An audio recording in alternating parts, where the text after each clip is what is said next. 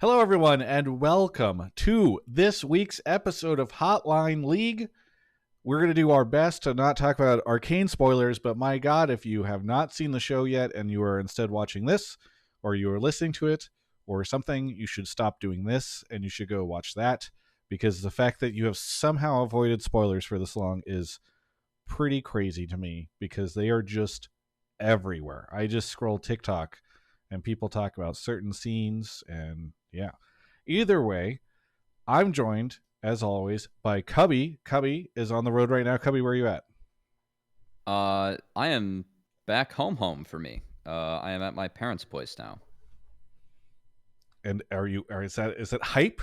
Are you living hype in your parents' place? I mean, if you consider working as a family on a Gilmore Girls themed puzzle, then yeah, I'd say it's pretty hype. Because we were just doing that. But yeah, home for the holidays. My mom's birthday is tomorrow, so a little bit of a better on the road setup this time than the last time I was on the road. But yeah, good to be back for the holidays. Sometimes around the holidays, I'm sad that my family is sort of disconnected from each other and all over the place and kind of a mess.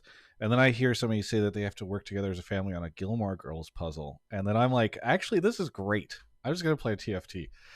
All right. Well, either way, I'm glad to hear that you're vibing. You're in Fun. Illinois? Yeah, so I'm from the west suburbs of Chicago, so I'm about 40 miles west of the city. And so yeah, I flew into O'Hare and got a ride from my dad, and yeah, we're gonna go out for dinner tomorrow. We got plans for Thanksgiving on Thursday, and then I head back Saturday. So we'll be a better setup for the upcoming Hotline League. But yeah, Well, I appreciate you making a more complicated setup than the last time you were on the road a couple weeks ago. I think it's very generous of you. So all good. I took inspiration from your YouTube thumbnail, and I have my leg wrapped around the mic stand. So I think it works out pretty well, Travis. we need to avoid spoilers. Okay, Apollo is here. Apollo, welcome to the show. What are you? Okay, I don't know what to introduce you as right now. What are you? Former pro player, former coach? Yeah, I mean, maybe both. Former pro player, former coach. Apollo is totally fine as an introduction. Well, usually you give like a title to something, like co-host. Yeah. Just, gosh, I don't know. What was your most recent role? I was bot lane positional coach on Energy. Yeah. I think there was a better title. Yeah, exactly. There was a better title. I think we were trying to come up with. So it was like because you were not just. I think you. I mean, what I had heard was that you weren't just doing positional coaching. You had a more expanded role. Is that correct? I mean, I think it's like when you label it as like bot lane positional, it makes it seem like I wasn't working with anyone else and like we were in some isolated area. But realistically, we were just like kind of another assistant coach. But I was obviously more specialized in bot lane, so I would work with them. I would work with both Huhi and FBI the most. But yeah, I mean, I don't know. Yeah, maybe you can think of it just like as another assistant coach, but I definitely mostly work with like the bot lane. Well, how have you been enjoying fun employment? I've learned that the unemployment benefits are great in California. Do you qualify? I didn't know if you qualified. No, okay, I instantly qualified, and then they were like, you gotta. I don't know if this is too much information, but they were like, you got to like make a resume and like start applying for jobs. I was like, dude, I'm totally doing that. And yeah, it's weird going from, eSports kind of life, job, that kind of thing into like the real world. But it's been fine. I think a lot of free time, and yeah, I'm sure that like honeymoon phase is gonna wear off real soon. How have you been enjoying the free time so far, Apollo? I mean, it's not too bad. I like I've been so I've been doing a lot of rock climbing, bouldering, as one does when they're hitting their quarter life crisis. And then also Travis introduced me to Magic. Well, Travis and my friend Chris. Croissant. Yeah, some people here may know him as Croissant. Yes. Oh, Croissant. Sorry. Yes. And like Thomas said, or ThinkHard said in the chat, Supervive has also been exciting. Are you gonna go pro in Supervive? I've not played it yet. Maybe I could. I'm really good. Yeah. It's, I'm okay. for those that are unfamiliar, Supervive just went into, I think, open beta or early access. It's made by a bunch of former Riot people, including Yeah. Joe. So yeah, I know there's been a ton of hype around that, and a bunch of people have been streaming and doing stuff. There was a tournament this weekend that I think Ovely and Flowers and Azale were working on. So, yeah. Well, either way, I do have a couple questions for you, Apollo. But before we get into that, we're going to shout out NZXT, who is sponsoring the show. Thank you to NZXT for sticking through us in the off season. I know these are the quieter months, and sometimes it's not as easy to have the full slate of sponsorship. So we always appreciate folks subbing or becoming a member of on YouTube. But NZXT has our back. They've got some Black Friday sales coming up this week, and we'll talk more about that over the course of the show. But also, Cubby, before we get into a couple of questions for Apollo here, what are we talking about on the show? Well, obviously we can go beyond this, but like, what is the main slate of calls that we're looking for? Yeah, I mean, it's kind of funny because we were thinking about having this be a themed episode, and then I have to have my phone up because I can't scroll my computer to figure out what it all is. But Sheep Esports just decided to pretty much wrap up the NA offseason practically, reporting on a whole bunch of roster stuff going on with mostly DSG and Dignitas, as well as there was a leak, or at least a reported on leak about what the Rift and some of the changes that might be coming to League of Legends for season 15 are, and Was that it a was report? reported on by I Riot thought as that well. this came out Yeah, in, like, Riot put out a video this morning, right? yeah, That they was did. the dev It update? was leaked and reported on. So I Gotcha. will be honest, I was on the road, so I haven't seen the video. And I also did sign an NDA because I actually got to play on the dev servers recently and actually see Season 25.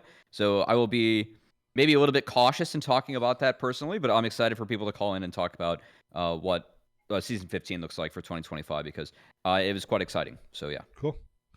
Well, we'll have all that. Folks can also call in and ask Apollo questions if they want about, I don't know, whatever he's comfortable about talking about on the energy side or the off-season side. But yeah, so if you have not called into the show before, Cubby, how does it work?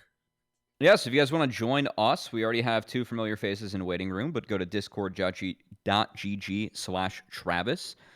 You can drop your take in one of the topics channels at me, at Cubby. If it's good, I'll drag you into the waiting room, and then you'll be able to get on the show and talk with myself, Travis, and Apollo about anything involving off-season, the new season of Summoner's Rift, and anything else. I mean, I feel like there's a lot that we've yet to cover. I know NLC might be really exciting next year with Los Ratones joining the league and Caedrel's team.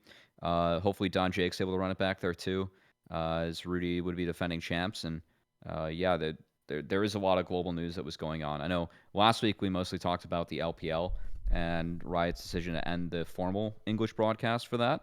But I feel like there's a lot of topics that I'm excited to see what people at least want to dig into today. So yeah. Yeah. Yeah, very interested to see what defending champs Ruddy Esports does next year. All right.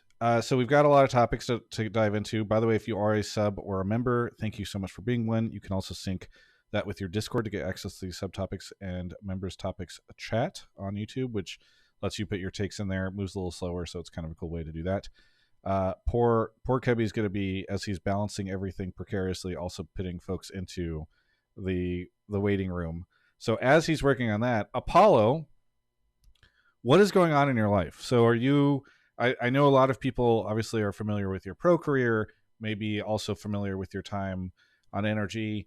If you are comfortable, maybe I should have asked you about this beforehand, but like, you represent, I think, an interesting situation which is occurring for many people across the North American League of Legends esports space, which is there's less jobs available than there were before, and there's been a lot of movement in and out of the space. So I know you're not the only one, but I'm kind of curious, like, how are you handling all this stuff, and are you looking to continue? What is the market out like there? Have you tried to talk to teams? Are they all like, hey, no, our coach is going to be an AI chat GPT bot that we're programming? Like, what's it like right now for somebody in your position?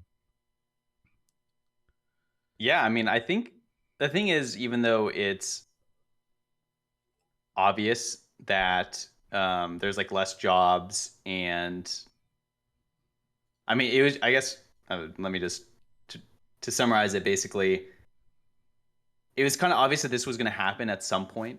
And even like maybe when I started coaching, I kind of already had like a feeling that like there's just going to be less room for coaches, and like orgs are going to spend less money on teams, so salaries are going to go down. Or not only will salaries go down, there's going to be less spots for coaches. And so I think I kind of already had, it wasn't like a full like shock for me, basically. I During this offseason, I kind of knew. I mean, even last offseason, I was like definitely pretty scared that I wasn't going to be able to get on a team. But then you were like, but don't worry, I've landed this spot on this team that just joined, so they've got to be here at least for a couple years. No, I mean, that's what I was thinking. I was like, okay, well, I mean, we just won. We did well, I would say, in all things considered. And I was thinking that they would stick around for a while. And we had a good coaching staff, we had a good run, we had good players. And I felt like we were building something. I was wrong, obviously. And well, you built something. It just did, yeah. We did build something, yeah. So yeah. I mean, I talked to some teams. A lot of the orgs it did feel like it was so tight on positions, and either they stuck with the people that they already had, or they had people that were like more qualified in the position that they wanted.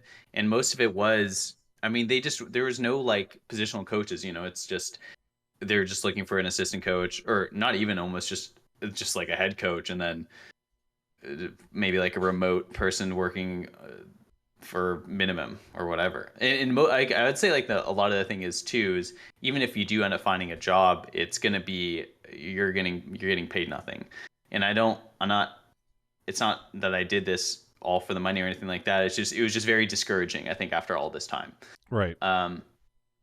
So that was kind of rough. But you did say quarter life crisis. I think a lot of people don't understand that at a certain point in the time, it becomes harder and harder you get to an age where you're like, hey, I can't keep making minimum wage at this point in time. Yeah, exactly. Yeah. It's like, it does kind of come down to money sometimes, and it's, I think orgs are totally fine with just finding someone who is willing to do that is, like 20 or something, and like is totally fine doing that. But unfortunately, I'm 30 and I can't. I would like to own a house someday, maybe the next 10 to 15 years, given this rate. But anyways, I've just been, I mean, during my off time, I've been kind of looking at like other careers. I've just been streaming kind of more for fun, just because it's at least something that I'm like, it's something to do, and that's something I'm in the something that I know of doing. But yeah, I think it's more of like what I'm going to do after esports. I wish I was in a more, I don't know, like confident position where like I can feel like, oh, I can do something in esports, or I can do coaching, or I can go back to playing, or whatever, right? Whatever it may be. But it's very like, I don't know, it's really hard to like be optimistic about that stuff. That's all. Yeah, I think that's the way it is for a lot of people in this space, right? Cubby, go ahead. Yeah, I can relate. Yeah. And I hate to like say this like on a stream with like League and stuff, because it feels very, it's kind of negative, but it's just like reality of what's happening right now. That's all. Yeah. No, I mean, I think I've gone back and forth on this, right? Because it's difficult, because on one hand, I think all of us want to put our best foot forward and be like, hey, LTA is going to be this hype thing, and everybody get excited, because I think that, I remember watching StarCraft 2 esports, and remember when it became a thing where there was like constant bad news, and then that fed like people becoming less excited about stuff, which fed to more bad news, which fed to, so you ended up in this kind of cycle. And I want to like avoid that type of thing, because I do think there are some things for fans to be excited about for next year. But I also don't want to just, brush under the rug the idea that like, hey, there's some really shitty stuff that happens whenever you get dramatic downsizing over the course of like 18 months, in terms of just, first the challenger scene, then 2 teams, now an additional 2 teams. Like it's been rough, and it's unfortunate. It sounds like you've been streaming though. Yeah, I've just been streaming like League in the morning, afternoon, just kind of hanging out. It's actually it makes playing League a little bit more enjoyable. I feel like before when I played League, I'd be able to duo sometimes, and then they kind of got rid of it. They kind of got it back, but it kind of feels like I'm doing with people. You know what I mean? I'm just Yeah. like I get You're to hanging out. vent. I hang out. But yeah, it's been kind of fun. I've been liking it. I really didn't like streaming that much before, so I'm not really sure what's making it better now. But I was gonna ask what changed. I hated it before. I'll be completely honest, but Is it's it been a just? lot I better. wonder if it's less pressure now. Because when you Yeah, say you that hated could it be before, it's it. probably as a pro player. There's a lot of expectation that you're going to be in the game acting as if you're in the LCS stage or something, right? Which is not always the Yeah, case. yeah. It probably was like a pressure thing. Maybe it's also just whenever I did stream it, it's like I'm working again. You know what I mean, right? Like it's Yeah. like I'm 100% working all the time. So yeah, that might have been why. Oh, also I want to also clarify that I think there there are there are still positives to what's happening in the league, and it's there's also good things, just like not just LCS, right? Like League itself, League of Legends itself is still doing really well, which I'm happy about. I think a lot of it comes down to just like orgs and like more so like LCS and orgs in that kind of area that makes it really difficult for yeah, for jobs. But like content creation doing well because League is still doing really well. So Yeah. yeah, there are positives out there. No, if you read Reddit comments or YouTube comments, nobody plays League of Legends anymore. The game has died. No one plays it. Nobody cares about it. No Meanwhile, one it's wants you to still play it. Even yeah if you liked Arcane, everyone's yeah. like, "Don't play it. Don't Dude, get I into this know. hellhole." I've been Yeah. seeing. I spend too much time on Reddit, and so I see oftentimes posts that end up in like the new queue or whatever. And there's so many people that are going over to the League of Legends subreddit. Probably just because I'm so active in it, I see these. And it'll be like zero. It'll be zero upvotes, 4 comments, and it'll be like thinking about trying League or switching League from Overwatch or something. And they'll be like, "Hey guys, saw the show. No, it's not like that in game, but like curious where a good place to get started is." And the comments are always, "Don't play it. Don't do this. It's bad. Go play TFT or something." It is kind of funny how that works, but no, League is still popping. Hey, you know what? Without spoilers, what did you guys think of Arcane? You finished it, right, Apollo? After I did, we got yes, dinner. yes. Yeah. All right. Without I mean, I'll let Cubby go first.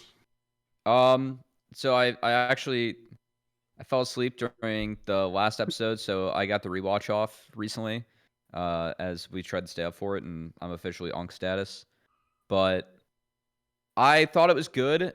I was concerned that there would be too many storylines that they have to wrap up, and I Yes. thought they actually did a decent job of doing so, even if I still feel like there were more loose ends this season, even with season 1 ending on like kind of a cliffhanger. I thought season 1 for me was like I really, really, really enjoyed season 1 as a piece of television. I thought that it was the right amount of stories, and each story was done very well. I think that this had a little bit too much going on, which I mean makes some sense with some of the themes and directions that they decided to take it. But I didn't think it was quite as good. But I think overall, regardless, I can actually recommend this show to people that don't even enjoy League and say, hey, this is a good piece of media to watch. And I think that's a real achievement, especially with some of the disasters that we've seen from video game adaptations in the past. So I really enjoyed it, and yeah, it was really fun to watch. Apollo. Yeah, I mean, I agree. I think what you said too about there being like so many storylines, and then kind of knowing that there was like only 3 episodes left. Or at least, for me, like after the 6 episodes and there's 3 episodes left, I'm like, dang, how are they gonna like tie this all together? And like I seven helped and like didn't help, Yeah, so like, like yeah. I definitely thought that, and I was like, I know, I just wish he was like a little bit, more. I know it's hard to ask for, but yeah, I was like, I kind of wish, I felt like the ending wasn't as good as I wanted it to be. However, the thing that I feel like I don't know, maybe it's because I don't watch as many shows, but what I liked so much about Arcane was just how they do I don't know, they adapt music and their the animation style that they do is just so unique and so cool. And I wish I can kind of spoil a bit to give an example, but I really just enjoy when they, I don't know, just like their animation style and just adding like music and stuff is really, really neat. And I feel like I don't really see that in many shows or anime even. So Yeah. yeah, That was kind of, for those that don't know, Christian Link, who is an avid Hotline League viewer and has called in multiple times, including Yeah. recently, to ask if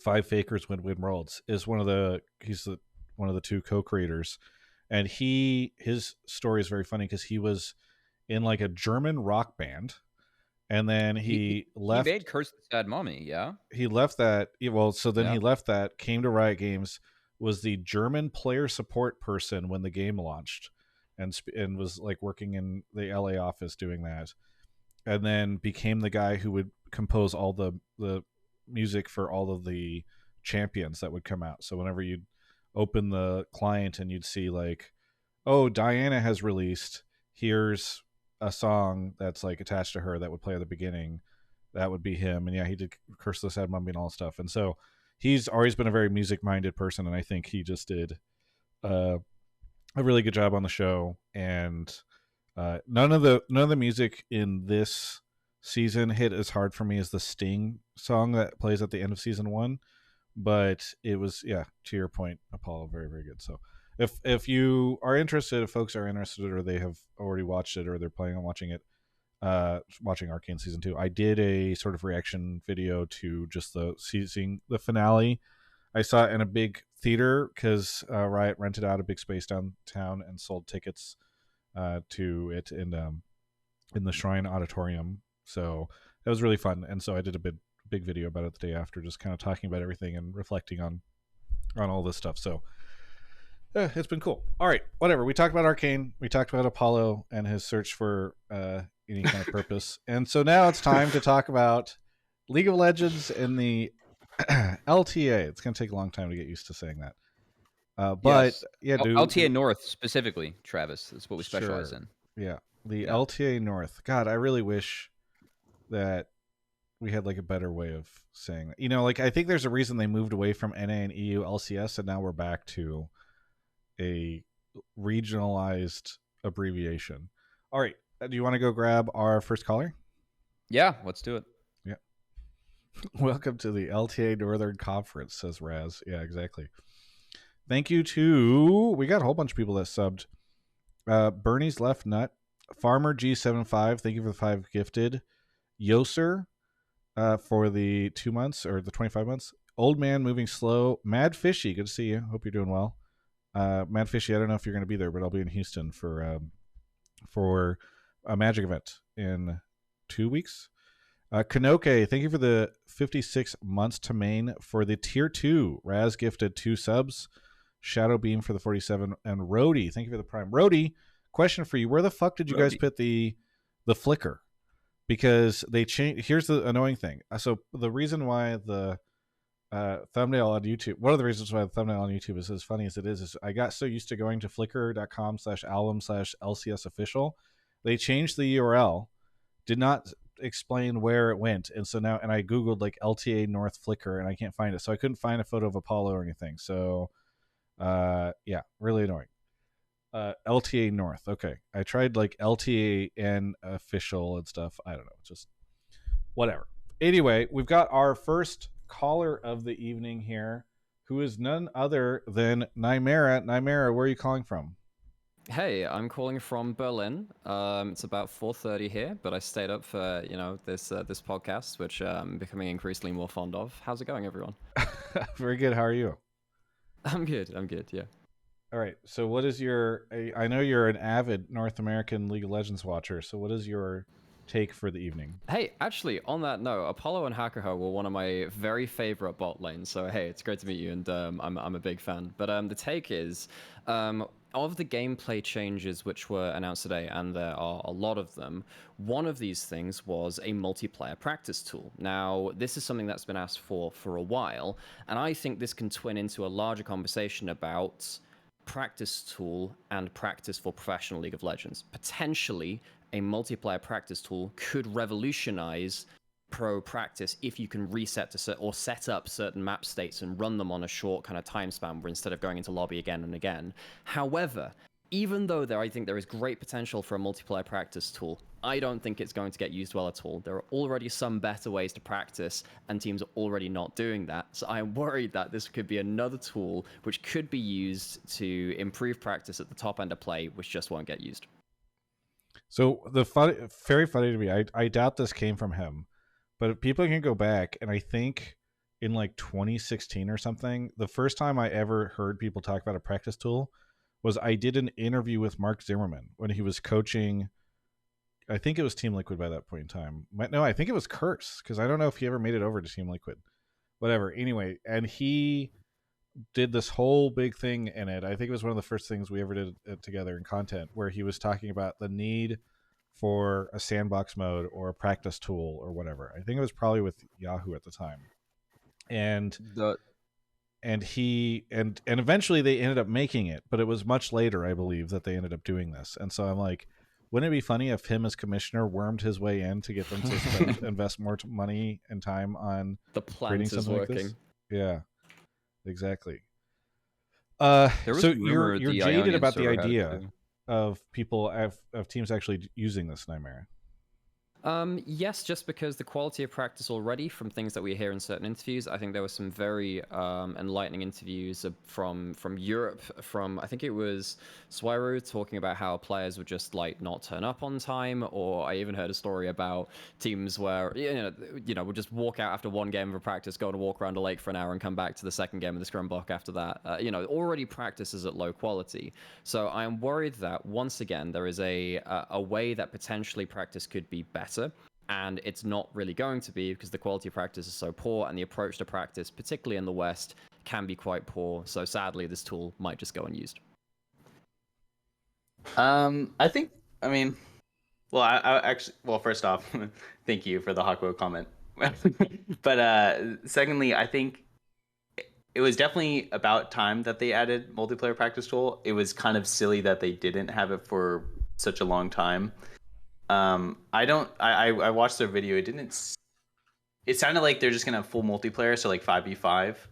I thought initially, just because they were so hesitant on it, I thought they would just make it so that it's at the very least 1 versus 1, like only bringing one person in so you can see like champion interactions. That was the most annoying thing for me, is that if I wanted to use practice tool, yeah, I can practice like my Ezreal combos or Lucian combos or whatever, right?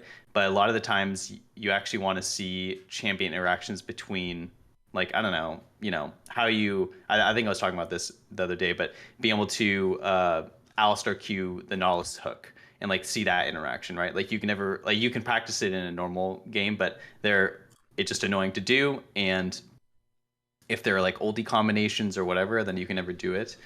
So I'm glad they finally did that. I mean, it's just, I don't know why they took so long. I think for teams being like less quality in practice, it's obviously goes team to team. I've been on enough teams where I've been on pretty decent scrim teams, or like maybe not decent scrim teams, but at least show up on time, get ready to work, whatever, get 06'd. But so it really depends on team to team. But I think if you have like a good coaching staff and if you have people willing to learn, I think you're still going to be able to. A good example is that we did like 15-minute drills at some point with other teams. Yes, but so many people don't, and one of the things which really annoyed me. And so actually, I think just if I could just cut in it real quick, go because ahead. you were just talking about obviously the state of coaching as well, in terms of, well, there are less opportunities for coaches because the teams are kind of going skew-if and stuff like that, and there are a lot of talented coaches who are maybe out in the cold. With so many movement between coaches, actually, I feel like coaching philosophies get kind of lost in the West. You have like a couple of coaches which manage to hang on to a coaching staff and kind of stick around for a while and actually build something up with the team. I know that Peter Dunn always said that he needed about 2-3 years with the team to really set something like that. So do you think that could also influence this? Yeah, I mean, it's about trust with the players, right? I think that's a lot of what it is, and that's what, like, there's just some teams out there or some coaches out there that was able to build that, and then because I agree that pro players are just so stubborn and have such a big ego.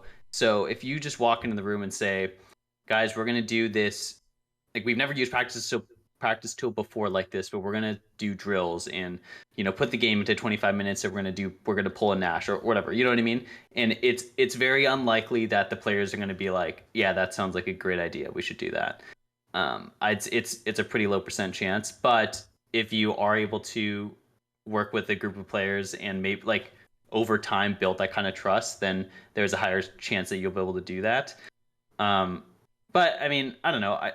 Like I was saying before,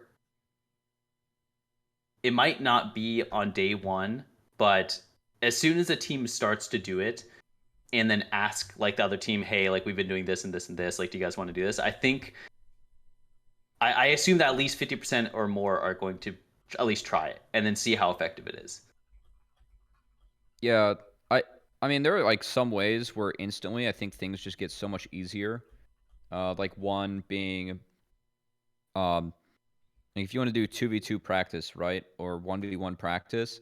I mean, something that I really liked, which a lot of like pros figured out and just do, is they would spawn in and they would just fight to the death level 1, right? And it's not even movement clicks. It's just, hey, if we auto each other to death, like, where are the health bars at? Test. Yeah, like who has, like where are we at in this? It's so much easier with like a tool like this to be able to manipulate that at different points of the game. This is how I learned that Gwen was the strongest level 1 champion in the game for a while, because she could just run at anyone, even Darius and Trundle at level 1 and kill them. Yeah. Yeah. So I feel like being able to like test basic stuff like this is really good. I will say that, I mean, something that is a bit difficult, and I have recent experience with this, like I was privileged enough to help out the game capture team recently. And so I was on the dev client, and that pretty much I mean, you have a lot of dev tools available to that. For what we were doing, we were trying to set up and manipulate some scenarios in order to get the right game capture, right? That actually takes a lot of time to set up and manipulate. And that is something where you need not only the patience of the 5 guys you have in the building, but also another team to be able to set up and work with you on that. And keep in mind that we aren't going to have teams that have secondary teams this upcoming year. So you either have to go find 5 guys in solo queue that you just like want to have, pretty much be servants to your practice in this practice tool if you actually want to make good use of it and protect the strats that you want to have. And that is a pretty heavy lift, so I can see why that might be an issue. But like there were already some things that people were figuring out in scrims. Like, for example, if a team was really far ahead, they just wouldn't buy items, and you can kind of rinse and repeat a team fight again, whether sums are up or not. Now you can do that like with all sums, and again, you can kind of find a way to rinse and repeat. I could definitely see, especially like at the earlier parts of the games being scripted. Like if you want to script out a grubs fight or do a blitz scrim, you can actually be able to reset if things mess up and get another team to agree with that, and that could be really good. One of my pet peeves that I have with coaching and coaches is when I coached in college, I would talk to my kids like sitting behind them in practice, be like, hey guys, dragon spawns in a minute. You guys didn't talk about that, right? I'd just be able to nip things in the butt right away. That I feel like coaching is very unengaged in the league, where it's like, hey, go play for 30 minutes. We're going to see how the game goes, and we'll talk about it afterwards. There isn't a single sport where that's the case. Like, you are always on top of the guys working on their form, working on how things are going. And I really feel like a tool like this, a good coach can take full advantage of that. So I'm hoping that that actually is able to come in and people can use this well. I mean, the way I view this is, yeah, will teams use it? Will teams not? We'll see. Are they going to have to improve the tool over time? Probably.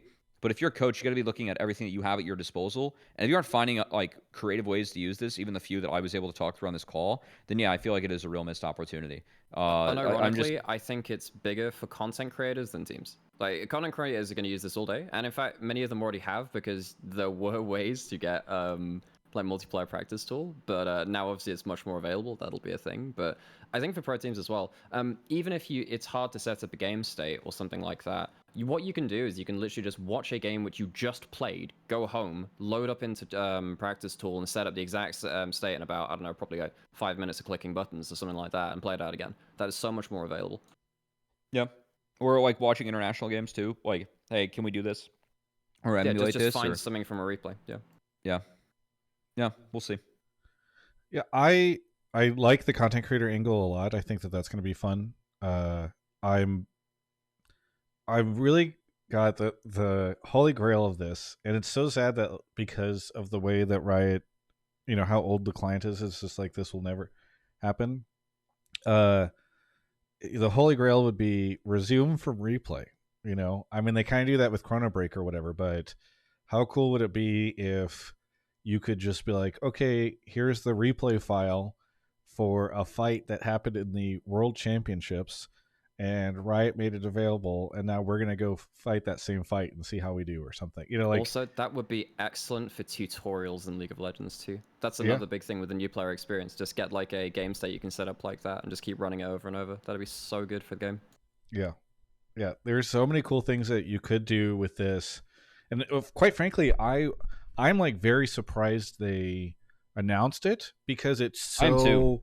it's so different from like their attitude on this stuff in the past. Like I just feel like they have always been of the mindset that, oh well, this doesn't affect the vast majority of players and the vast majority of situations, so we're not going to put resources into it. So I don't know what changed, but I think it's cool that they're doing this. So I don't know, it's exciting. But yeah, in Nymaera, anything else you want to add? No, just fantastic job as always, guys. Really enjoying listening, and yeah, thought I'd just drop in. Good to say hi, and I avoided all the LPL stuff last week, so yeah, congrats on covering that. Yes, yeah. Congrats on avoiding the LPL stuff last week. Yeah. All right. Yeah. Anyway, I'll catch you next time. Thanks for the shout outs, and we'll catch you later. See you in a bit. All right.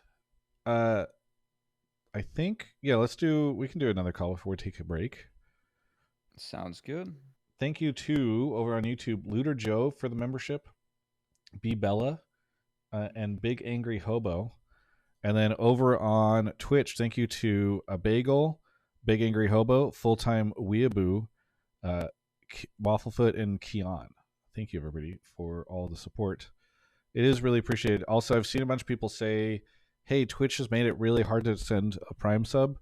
I've had it for a bit, but I guess especially because they keep trying to hide the Prime sub thing now because they don't want people to use it, but they realize they can't take it away even after they've nerfed it.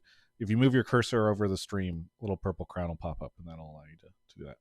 All right, we have Jake here. Jake, where are you calling from? Calling from your mum's house. Wayo. Jake, where are you calling from? I'm calling from East London.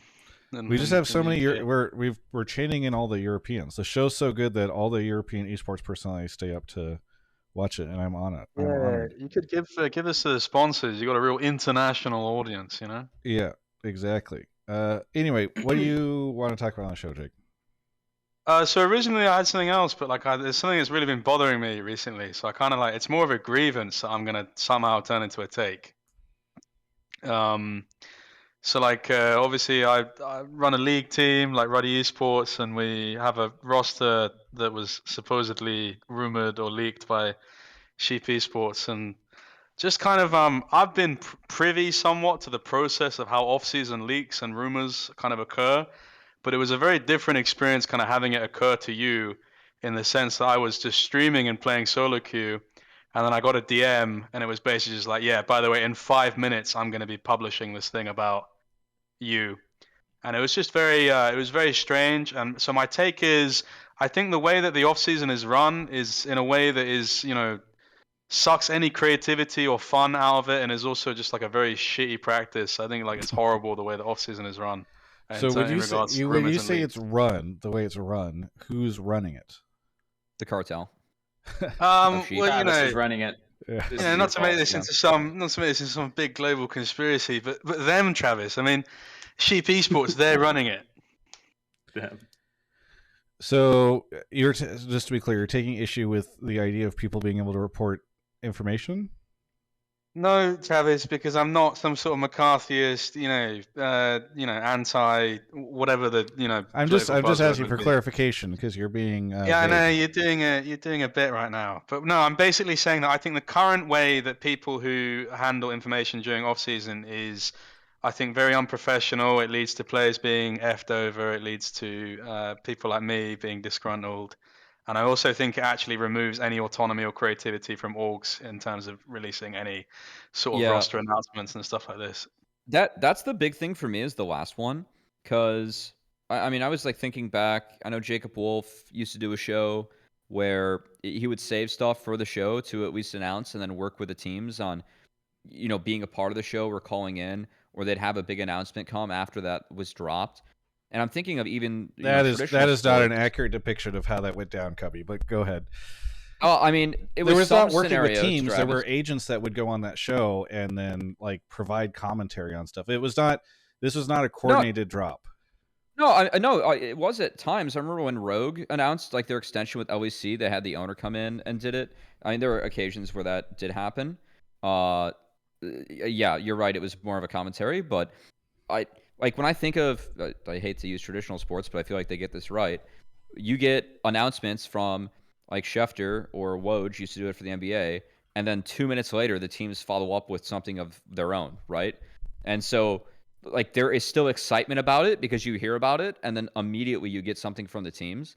When something drops like a month before offseason is even able to start with in terms of like signing free agents and stuff like that, then yeah, all the excitement goes away because I just know like, okay, this player is going to be, on this team, and we aren't going to hear about it from the org for 2-3 weeks. And so what's the excitement for that? There's absolutely no capitalization Yeah. and no ability for the orgs to capitalize But off Cubby, of it. that stuff happens in without working traditional on. sports too. Like you're acting as if like the No, off but season isn't the buzzing teams, with roster rumors.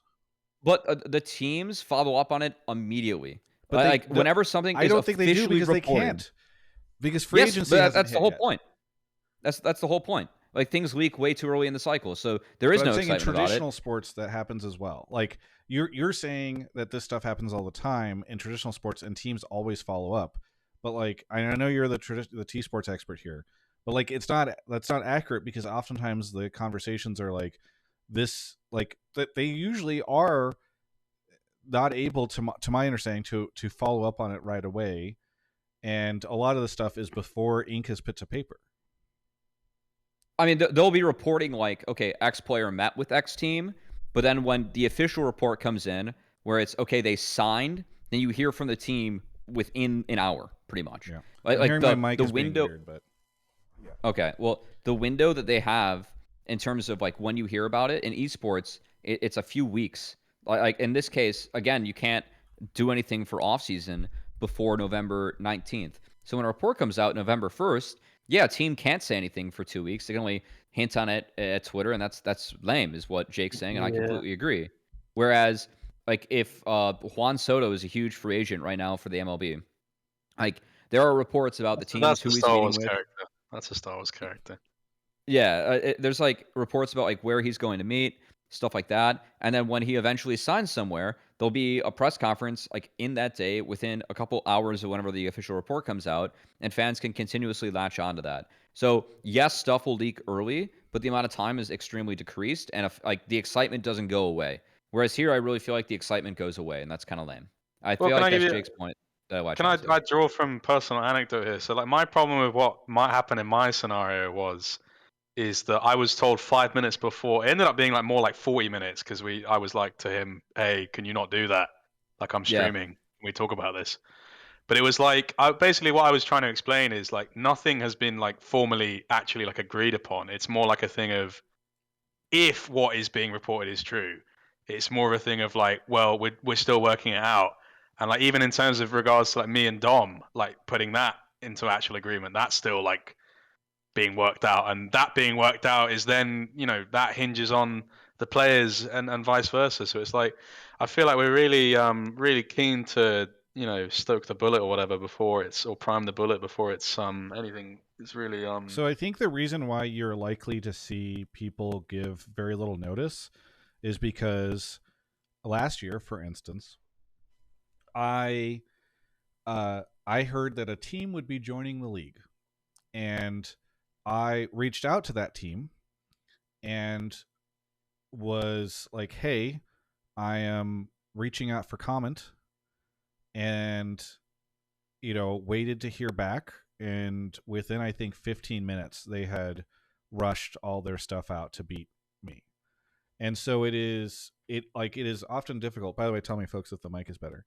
It is often difficult to want to on the media side to try to play fair because you usually want to reach out for comment when the other side will use that to like move super quick. Two wrongs don't make a right, buddy. What's that? Two wrongs don't make a right, man. No, So but what do you want to do about what it? do you want people to do in this situation? Like you want me to just always go to people and be like, "Hey, I'd like to in the next couple of weeks do something with you." And if they say no or they rush something out, I'm like, "Cool, I guess I get fucked."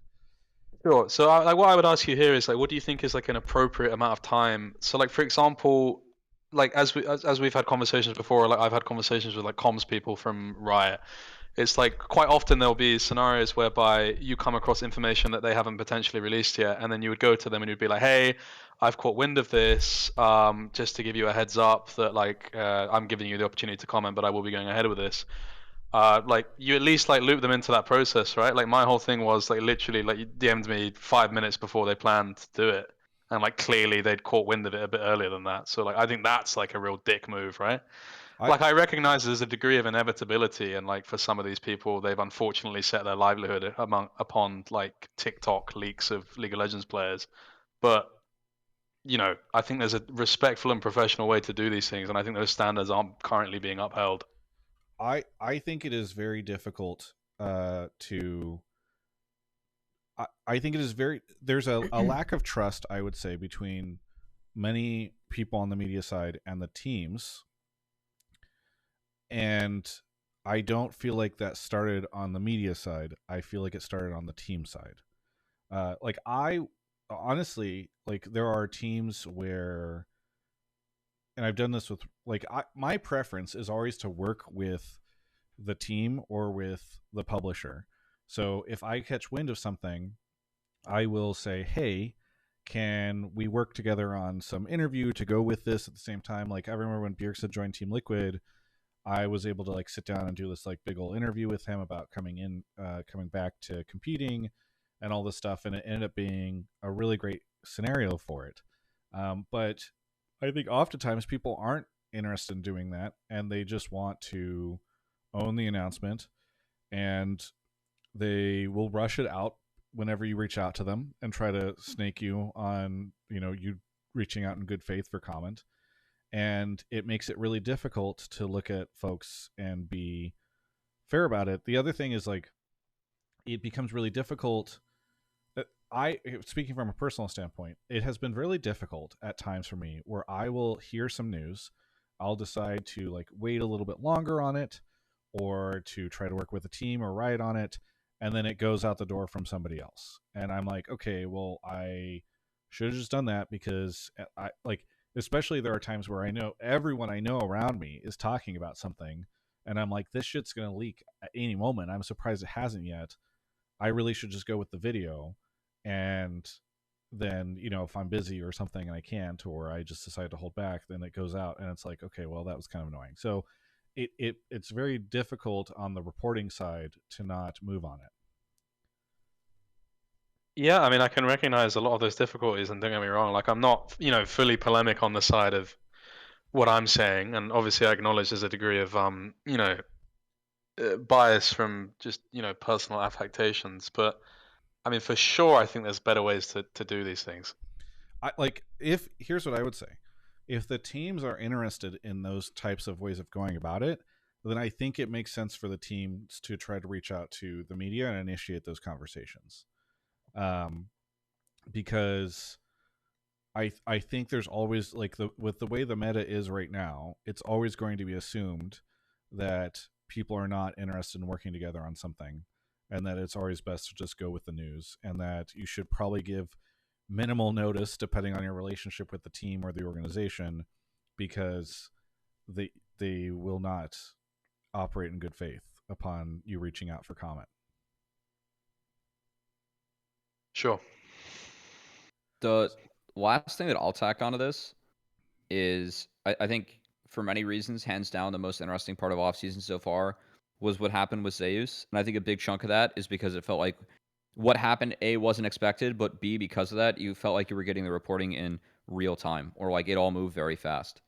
And I found that to be, I think that was a big part of the reason why it was hands down the most interesting piece of news we've gotten so far this offseason. So I agree with like the timeliness just not existing and there being like really no way for people to capitalize on it just when it's reported. I do think it's I agree with Jake, and I wish that like reporters would work with teams more to actually find a way to drum up more excitement for all this. I think from having this conversation, there's more of a middle ground that I potentially found.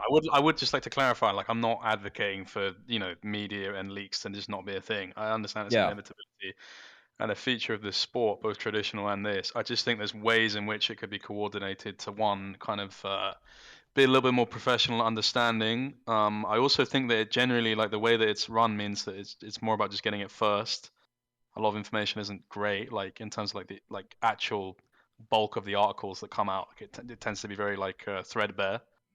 But yeah, I agree with you, Cubby. I think like it would be better if media worked with teams to like coordinate around releases. Because I think a lot of orgs just kind of really suffer creatively in regards to what they actually output, because a lot of what actually goes on in terms of speculation or building up hype is just swallowed up by. Yeah, I think fans would like that too. I look, really would. Guys, like years ago, I would have multiple teams reach out to me and be like, "Hey, we'd love to, like, our announcement's going to be X day. We'd love to have you do interviews beforehand."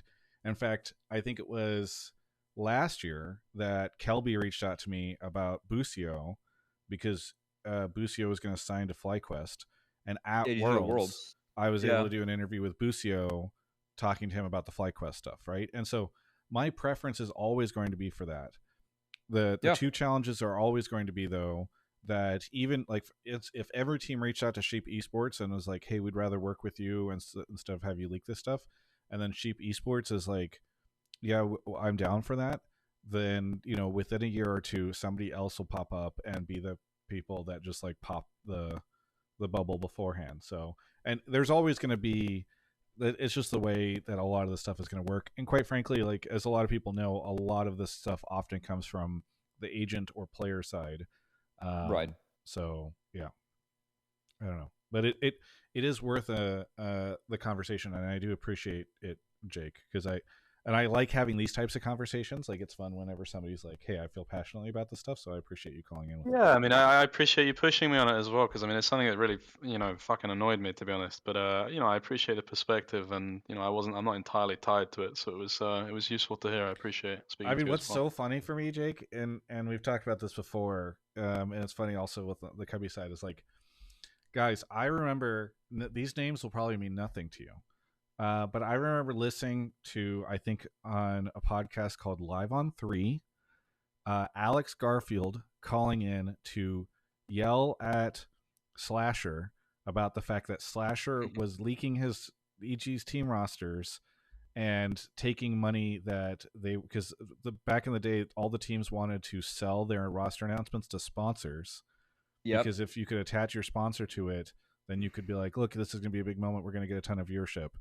And Alex Garfield was essentially angry that like Rod was undermining his sponsorship stuff. So this is like a conversation that goes back, I don't know, 13 years that's interesting. That's very interesting perspective. Yeah, it eventually like stopped. Like the teams all just sort of like for a while, people I think wouldn't leak it because teams would just blacklist media for doing it.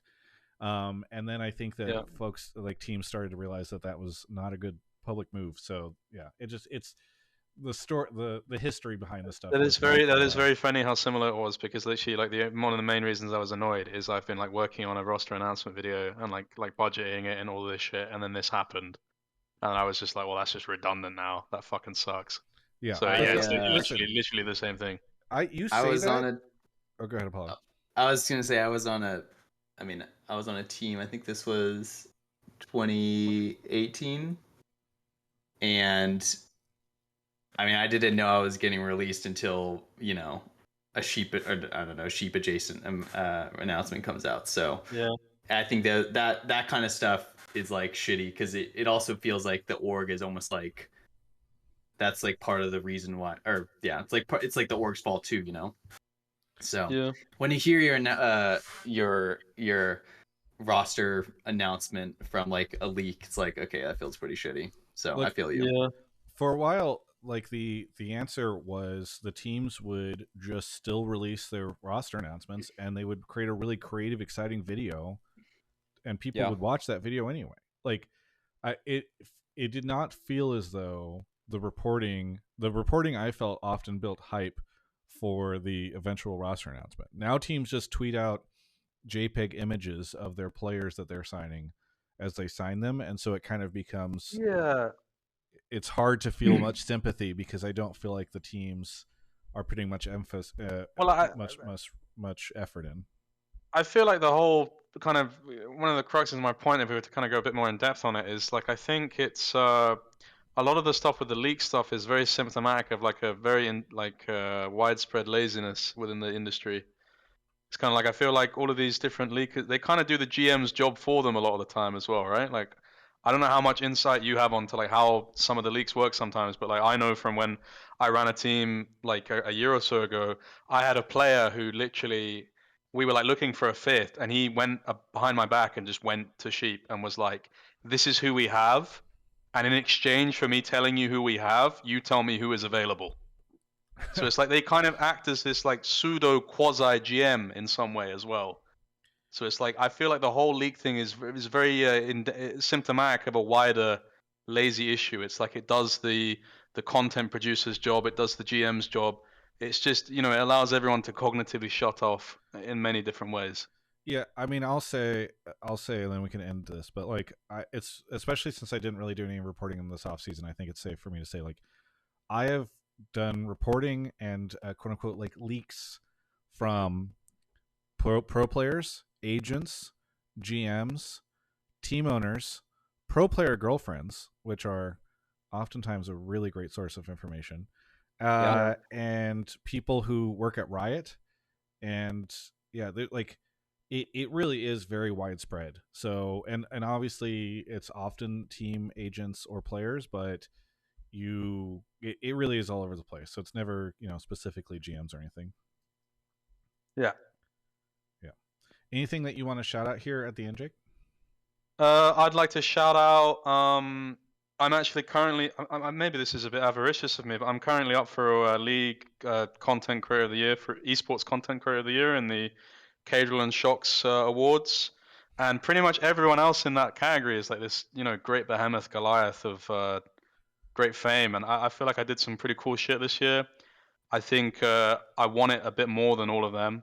I don't necessarily think I deserve it, but I think it's let's support the little guy. I'm actually 5'6" in stature as well, so I have not seen who is in the category because it's like Ibai, Kameto, people like that, huge guys. I think then I would vote for you because thank you. I think you did a really great job this year at Worlds, and you're definitely doing a lot of stuff that other people aren't doing. So I definitely don't think you'll get it if it's mostly fan voted, because if you're dealing with those people, they're just all they need to do is like flash. Well, they've actually, a lot of them haven't like promoted it, so that's good. I have that on my side, and it closes tomorrow. So yeah, anyone that's watching, you can go and vote for me. Maybe even go on a few emails. Who knows? I mean, I don't know what the rules about that are. Go vote for Jake. All right, thanks for shout the out call. to the awards as well as a whole. I have one more. That together. Absolutely, one more shout. I'd like to shout Six Robs and Chips show I'm going to be doing with Jamada. That's coming out next month. And also just shout out to the LPL for giving Nymaera and Jamada a job next year. It's really good that they've avoided kind of the esports winter and all of that stuff. Okay. Thanks so much for the call. We'll catch you next time. Thank you, man. Bye. All right. Now we have a conversation between Apollo and Cubby as I try to fix my microphone. Oh, okay. All right. Well, I mean, I was going to grab the next caller, which is going to be mostly based around you and your experience. But sure. Let's see. You're up into Magic now. How's I mean, yeah. I mean, I've been playing it. Oh, I can hear myself for a second. But yeah, I've been playing it a little bit. I think it helps because there's like, I mean, Travis hosts like a lot of live events and stuff. So I'm going to the next one. Oh, yeah. Okay, perfect. Yeah, we'll see you there. We'll be there. No, I mean, it's been fun because I don't really go outside too much, and I feel like there's some people I just haven't seen in a while, and that have been kind of been around in the scene. So it's been fun. And the game, everyone's super nice and they help me. I'm new, so yeah, that's definitely the nice part about those events. Like for people that don't realize, like Travis has 30+ people usually that come on out to at least the bigger ones that we get invited to, and he does a presentation, like introduces the new mechanics and some of the new cards and recommended sets to look for. And then there are some really good players there, so they can help out too, which is really nice. It is a fun community. I haven't gone in too long, so I'm excited to make it to this upcoming one. Now that we're in kind of the quieter part of the season. Yeah. Hello. I know. My croissant. He went to like so many of the events, and he would pretty much like. I mean, yeah, he would just go to a ton during the season, and then now I'm hooked. They sucked me in. Hello. Hello, we hear you. Hello. Hopefully this is fixed now. Yeah, I think it's not staticky anymore. Okay, cool. All right. Well, we're going to take a quick break to talk about not the company that makes my microphone, which was seemingly the issue because I moved some stuff around the Focusrite and that was it, but the company that makes the computer that we're streaming this on, which is NZXT. Thank you so much to NZXT for sponsoring the show.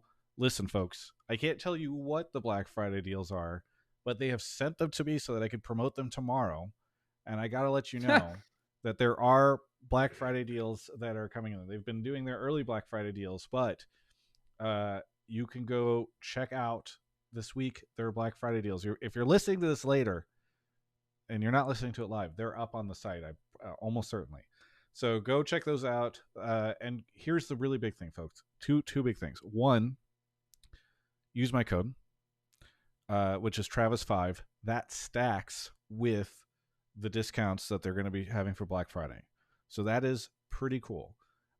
Because I just I've worked with so many other brands and they give me like a discount code and it never stacks with any of the promotions. So it's just a really neat way. It's 5% off. So you get you get the discount, you get another 5% off. Pretty cool. Secondly, please, when you do this, use the link that I have that tracks the purchases through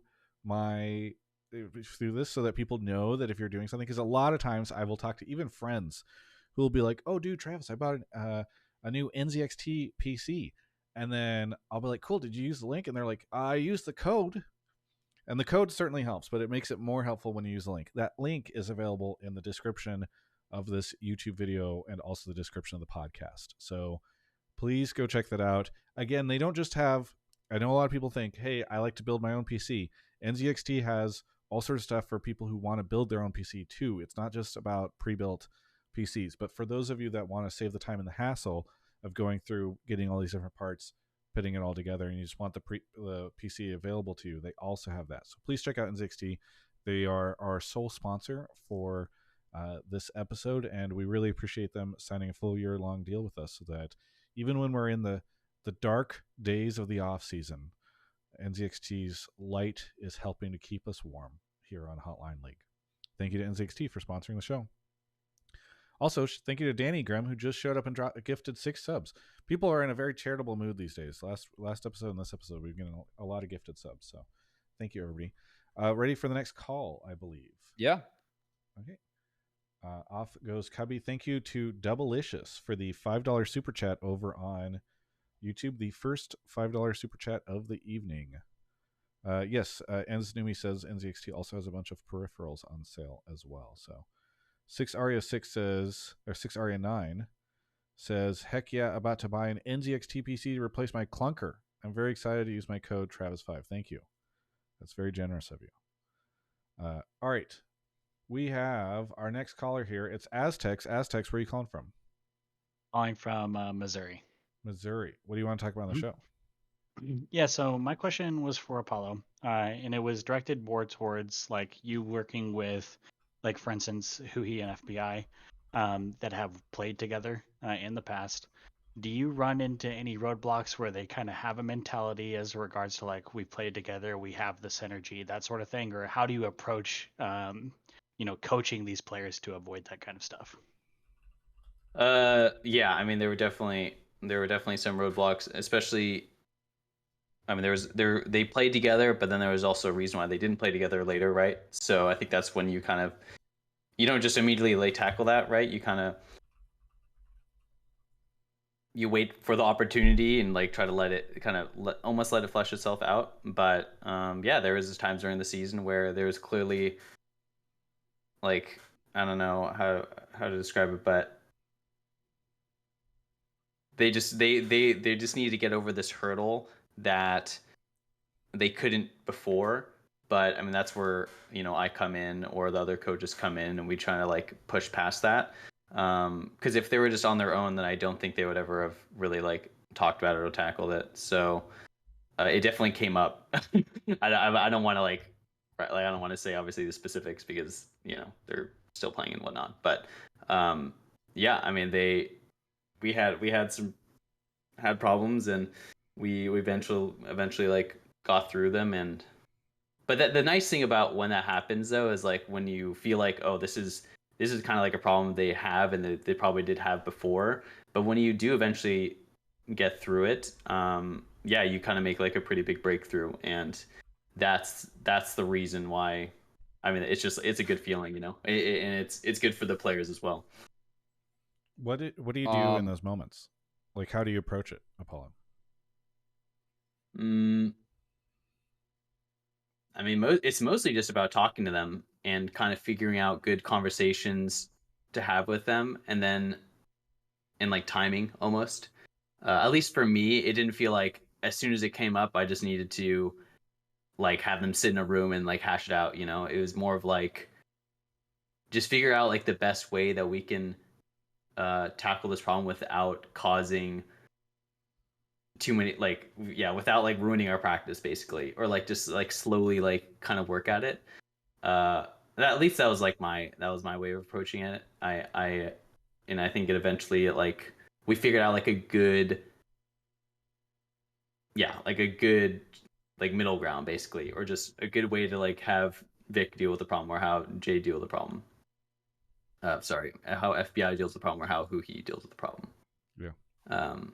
So yeah, I mean, we made good progress. So for the upcoming year, it's been reported by Sheep that FBI is on 100 Thieves, and that's been announced by 100 Thieves. And then today, actually, that Hui was going over to DSG. Definitely two players that are more positioned to be veteran voices in terms of the setup they have and the hopes you have for them. Are you excited about seeing them still be in LTA North, or the ecosystem? And do you have hopes that they're going to be able to perform the way that they have in the past this upcoming split? yeah, I mean, I'm glad they've both found something. I was honestly pretty worried. I mean, I guess, yeah, yeah, I was just worried because of how things were. I was like, oh gosh, I hope they all find their jobs from Energy, and I'm glad they did. They're both really good players, and I mean, they're world's caliber players. Like they're good, and I hope that the org treats them well and kind of doesn't. Yeah, I mean, without saying too many things, it's just hope the roster does well, and yeah, I wish them the best of luck. I'll be rooting for them. I was really happy to see FBI and 100 Thieves. I think that's a really good fit with Sniper and the crew that they have over there. Also, just him being a veteran voice is something that team could utilize alongside Rivers. So I'm excited. I thought he was criminally underrated this last year, so I was especially excited for FBI. Yeah, I think Huki is similar, where like he's going to be like he can like really take over a team, and I think for DSG, I didn't see all their players, I think, but I think they do have like younger, like it's necessary for them to have Huki, but maybe I'm mistaken. Is that the one with Abadog? Abadage? Yeah, they went. So far, it's Abadage. Castle was also announced today. XU was announced yesterday. When you say announced, the teams the org is announcing this? No, Sheep. No, this was just like Sheep. Okay, so it's reported. And Sheep hasn't leaked their AD yet, but I hear their AD is locked in, or potentially locked in. Are you gonna make an article about it? No, I'm gonna leave that to this guys to hopefully hype up. Okay, good. Yeah. No. Anyways, yeah. I hope they're. Yeah. I mean, I think they're gonna do well. I hope they do well. Really. Yeah. I would just say that, especially if you're seeing players that are not on, I don't know, Fly or TL or whatever, there's a very good chance that your players are definitely playing because they still love the game and they love competing, more so than for other reasons, given the state of salaries and all that stuff next year. Because so that I think that's that's one of the big things for me is when I see like FBI and who he's still playing, and especially the orgs that they're moving to, I am just like, okay, these guys still really love to play. Like it is not a thing where they are doing it for like a bunch of cash or because they love this like grand lifestyle that they get. Because I know things have definitely downsized on that half of the league. So Yeah, and it's downside on both halves, to be fair. But yeah, well, it's more downsized. Like there's a floor people are hitting in one half on one part. More of teams are hitting the floor now, Travis. Yes, yeah, exactly. That's for sure. Yeah. And by the way, I believe this is true because I think I saw it. But Director Donut says Tomo is reported by Sheep as joining DSG. Yes. So. Right. No, I thought it was that's Dig? Dig. Yeah, Tomo's at Dig. Yeah. Oh, never mind. I'm seeing people correct Director Donut now correcting themselves. It's a clusterfuck in the Twitch chat right now. Okay, just don't believe anything they're both that you yellow read on there. teams. That is pretty. It is and pretty funny someone that let he's a on reference. Dig. Yeah. So he got kicked Yeah. and then he got for his event. Now he's back. Yeah. Yeah. Yeah. All right. Anyway. So again, for the love of the game, like Travis said. Exactly. XU is reported to be playing as well on the DSG roster, DSG? right? Yeah. I think it's really cool because last week I went to a IHOP and Xbox event and I saw XU there. That's not even a joke. I know his name is XU and it's called Xbox, but he was there with, I believe, his partner, and they were eating pancakes, and I was like, wow, that's XU. And then we nodded at each other, and that was basically our only interaction. Anyway, thank you so much to Aztecz here for the call. Anything that you want to shout out at the end or anything you want to add? Shout out to the boys. Shout out to the WoW Guild, Syrup and Wine on Night Slayer Classic. Yeah, I mean, that's pretty much it. Just grinding WoW, playing Magic, and watching Travis Gafford. Dude, that's me except for the watching Travis Gafford. I'm being Travis Gafford. Thanks so much, Aztecz, for the call, and we'll catch you next time. See ya. Travis, are you a fan of It's Always Sunny? No, not really. I mean, I've seen some episodes, but yeah.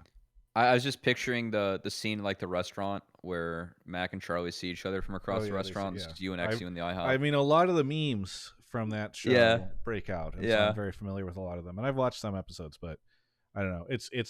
I don't watch a lot of sitcoms, I guess is the best way that I would describe it. So I think that's why I'm less likely to watch something like that.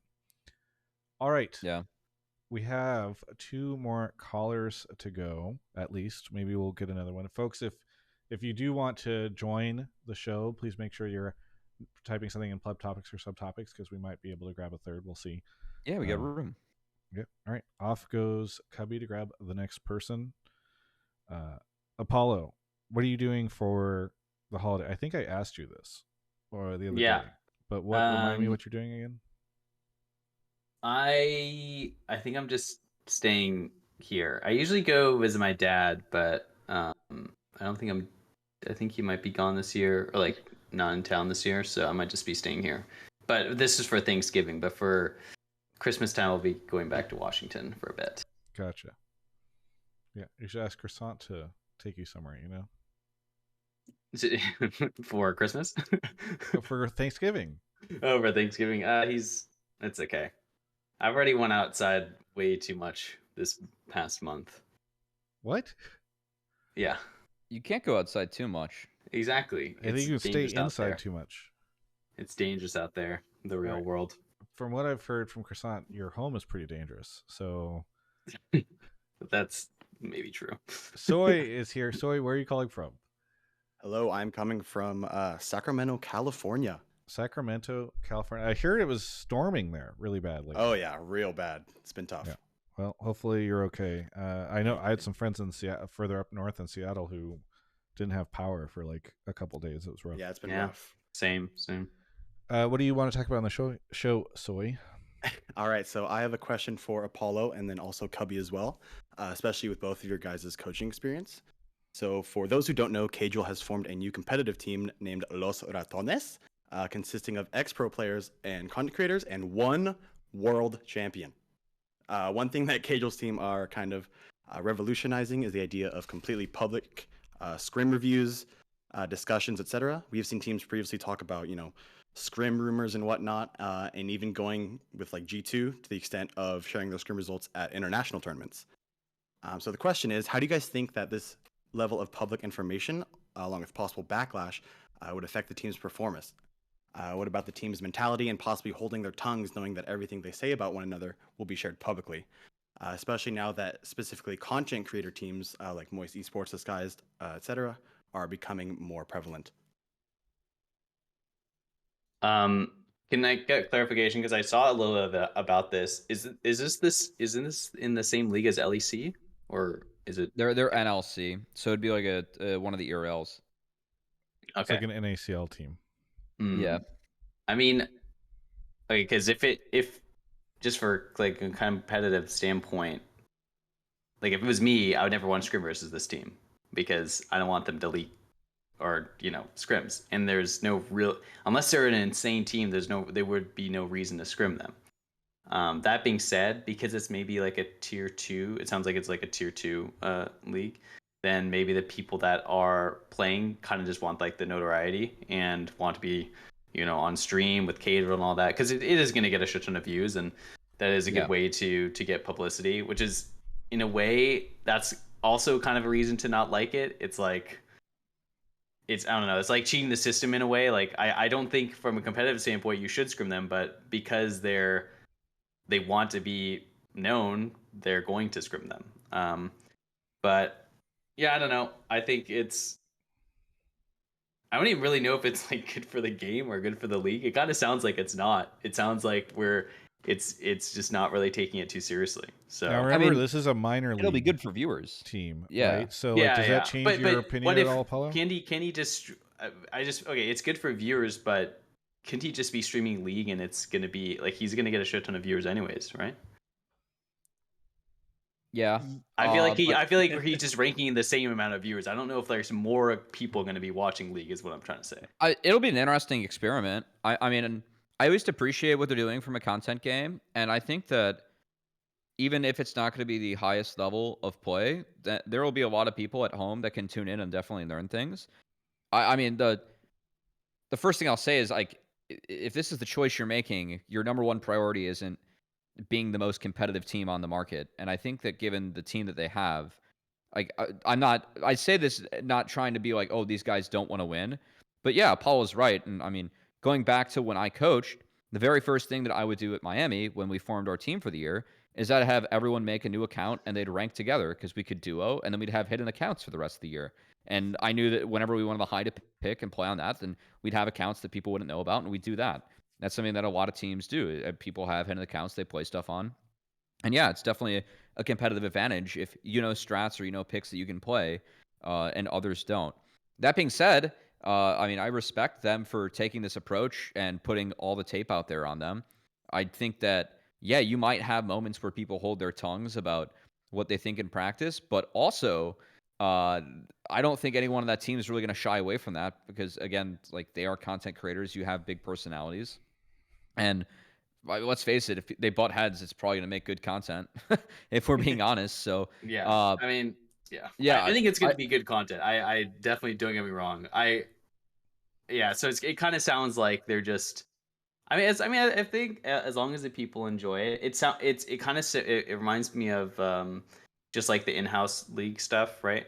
It reminds me of the Baylife tournaments, like TSM would like stream their POV like way back in the day. Right, you know? right. Yeah. Yeah, I mean, it's true. That's nice. I mean, it's a handicap for the team, right, to put all the tape out there. So, again, when I say they're not doing this to be competitive, I say it from that aspect, not saying that any of these guys don't want to win. Because, yeah, these guys are competitive. Then they've been successful in the past, and of course you want to win. It's just, yeah, you are handicapping yourself by doing all this. But again, it's a content play for them, which I think is going to be great for the league, and it's exciting. We don't have people ever calling in about tier 2 ERLs, and the fact that they're involved in this and more teams are rumored to be involved in this. Yeah, it's going to be interesting. So I think it's very. I'm interested to just be a spectator and see how it all pans out. So quick correction here, Cubby. I think they will be live streaming this on Twitch. So it won't necessarily be like tape they're releasing. I don't think that gets released that much these days. It's more of like a digital file. Right, but they're putting or all their digital tape stream. out. Like there would be tape out there, you know. Sorry, I just don't think that there's much tape of. Yeah, it's all going to be live, right? But, yeah. Yeah. Or like even like the VOD would be probably like an MP4 file or something. You know, like I just don't think that tape is really used much these days. So Thank you, Travis. I know that you're watching. You're back Yeah. in like the Midwest, where I'm sure that technology is still prevalent. But You know, unironically, I could turn my camera around. I am looking at a VHS/DVD player. exactly, right I'm now, not surprised. so- Oh, DVD. Wow. I'm on it. Yeah, I'm honestly, it's a combo. It's yeah. a combo. Secondly, to address Apollo's thoughts here, you said you're not sure if it's good for the league. I'll tell you that if you talk to Whoopley, who has probably already left the chat because I didn't acknowledge him, and he cares about ego more than anything. That he would tell you that like he and Mark went specifically to try to go get like OTK and Brandon Sanderson and all these people to bring in eyeballs to the tier 2 system and bring in funding as well, right? And so like that's why I think Riot and like the team ops folks for or league ops folks for tier 2 in these regions are probably excited about this, because they're like, hey, this will help us sell sponsorship, it will help bring financial support to the team, to the players and the teams. You would hope that like the players are probably getting a little bit of extra compensation for the fact that like they will be going through this reality TV show-esque experience. So I think it is overall good for the league, even if the team is playing with, as Cubby said, a handicap. No, I mean, I definitely didn't think about it like that initially, but I agree that like if the goal is to like just, I mean, it's basically just just showing off tier 2 league and like making it like fun. I think the way I saw it was more of like directly related to like if an LEC team made a content team and started streaming their, you know what I mean, then it's a lot different. Yeah. But if it's tier 2 league and this is kind of almost just a way to pump up those numbers, and I think someone was saying in chat about how like Caedrel's like the number one content creator, and he's great, and like I totally agree. I think Caedrel has been amazing for European League and league as a whole, but like he's been really good for LEC and just league as a whole. I kind of wish we had something like that for LCS.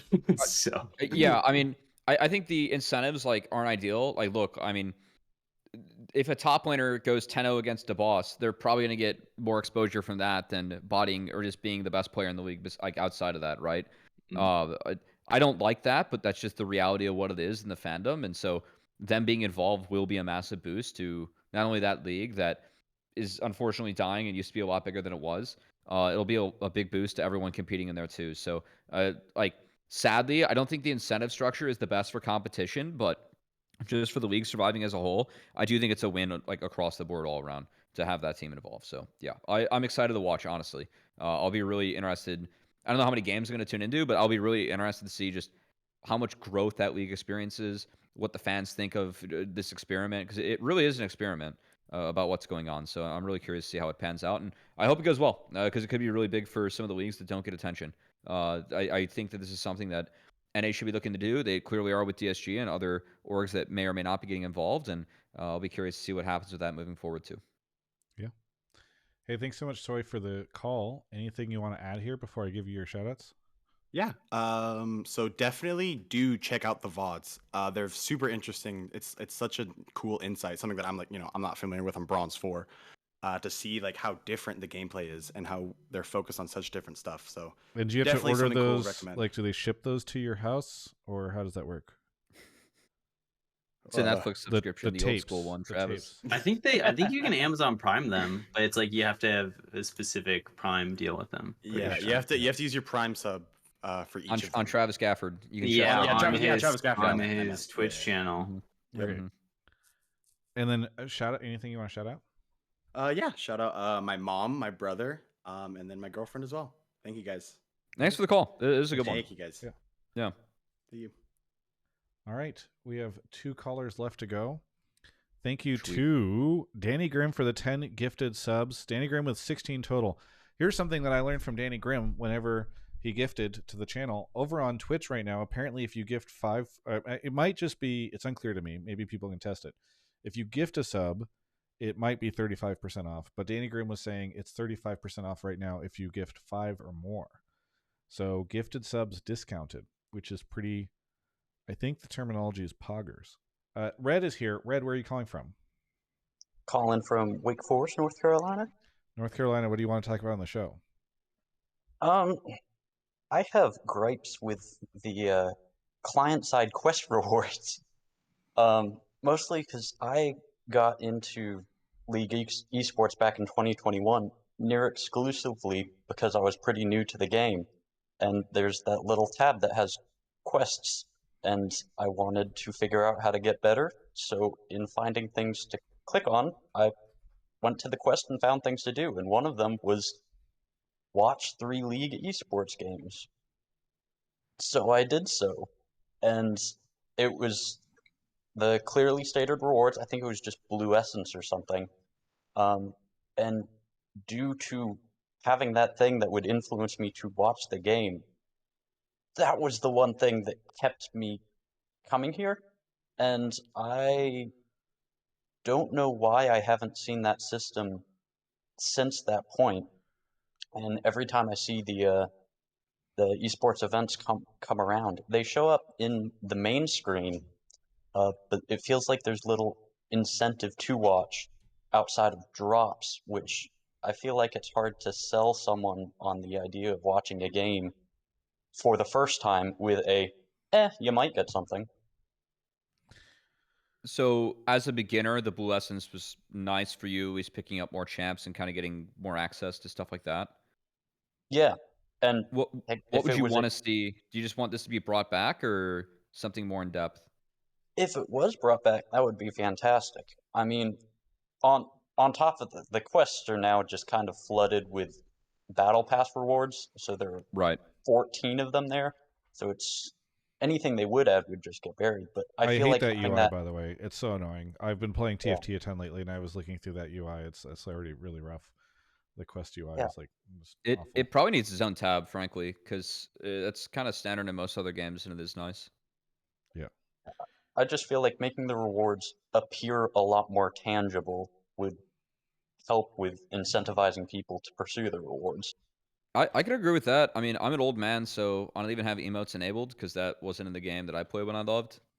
So a lot of the drops aren't viable for me, and it's because I mostly own all the stickers anyway, just because I do watch a lot of the esports logged into my account.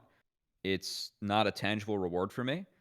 And thinking to other games like Hearthstone, I never put a single cent in Hearthstone. So the daily quests were pretty much the only access that I had to actually getting packs and getting the cards that I needed to compete. And even same with Magic, where MTGA, I haven't put a single dollar into that. And the only way that I can access cards is by getting through the quests. And props, I switched over to MTGA because it was more accessible to build meta decks than Hearthstone, pretty much, when it comes to my card game. So at least with me being a gamer with some other games, because usually I just like to have a card game up and running, like Slay the Spire has been what I've been playing more of late as I warm back into that and suck through a lot of runs. Yeah, the daily quests do have an impact on me in terms of gamifying something. So I can relate to this. It doesn't impact me, but I can see how, especially if you're trying to attract new fans. Hey, I'm 500 essence away from getting this champ that I really want. Okay, I'll go watch an esport game, and if I like it, that seems like a pretty solid incentive structure to have through the client. The client's still one of the best ways to promote anything league related as a whole. So Yeah, I actually wonder appreciate this. how much they saw, because I wonder if the vast majority of the people that would watch a game like that already have so much blue essence that it is very insignificant for them to. They're like, I'm not going to go do this just for the blue essence. Yeah, And then for new fans. What's that? Like for new fans, it's a good incentive structure. That is okay. So I'm trying to theorize why Riot wouldn't do this. Like, why did they do it and then stop? And one of the things I could imagine is perhaps they just didn't get enough. Like, perhaps Red was one of the few people that this actually did anything for.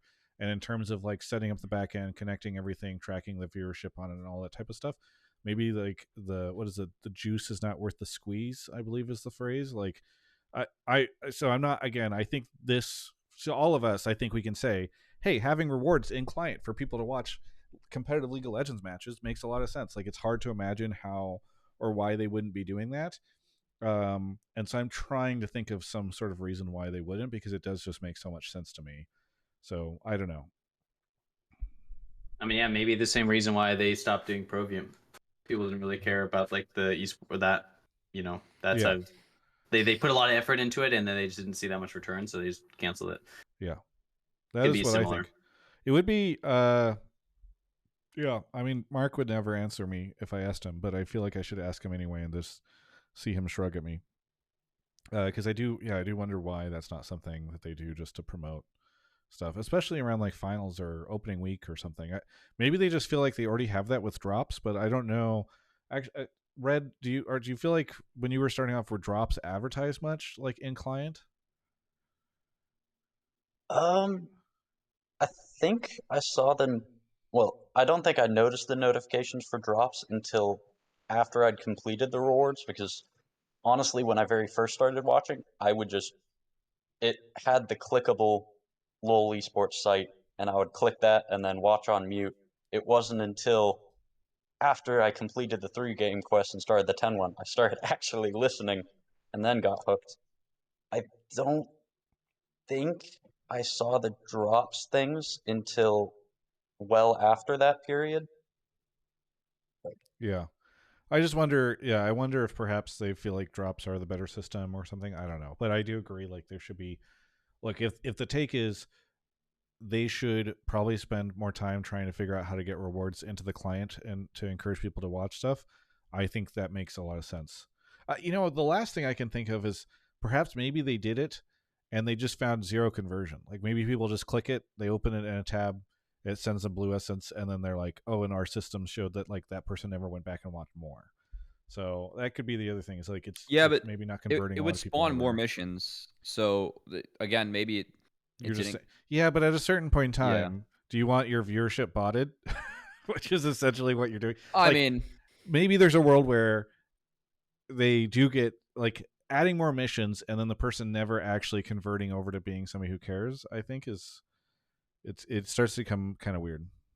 well, this is a user who cared, and I appreciate that. I at least appreciate how at least having a more tangible reward system for LOL esports. Again, Blue Essence, especially if you're a newer player, is tangible.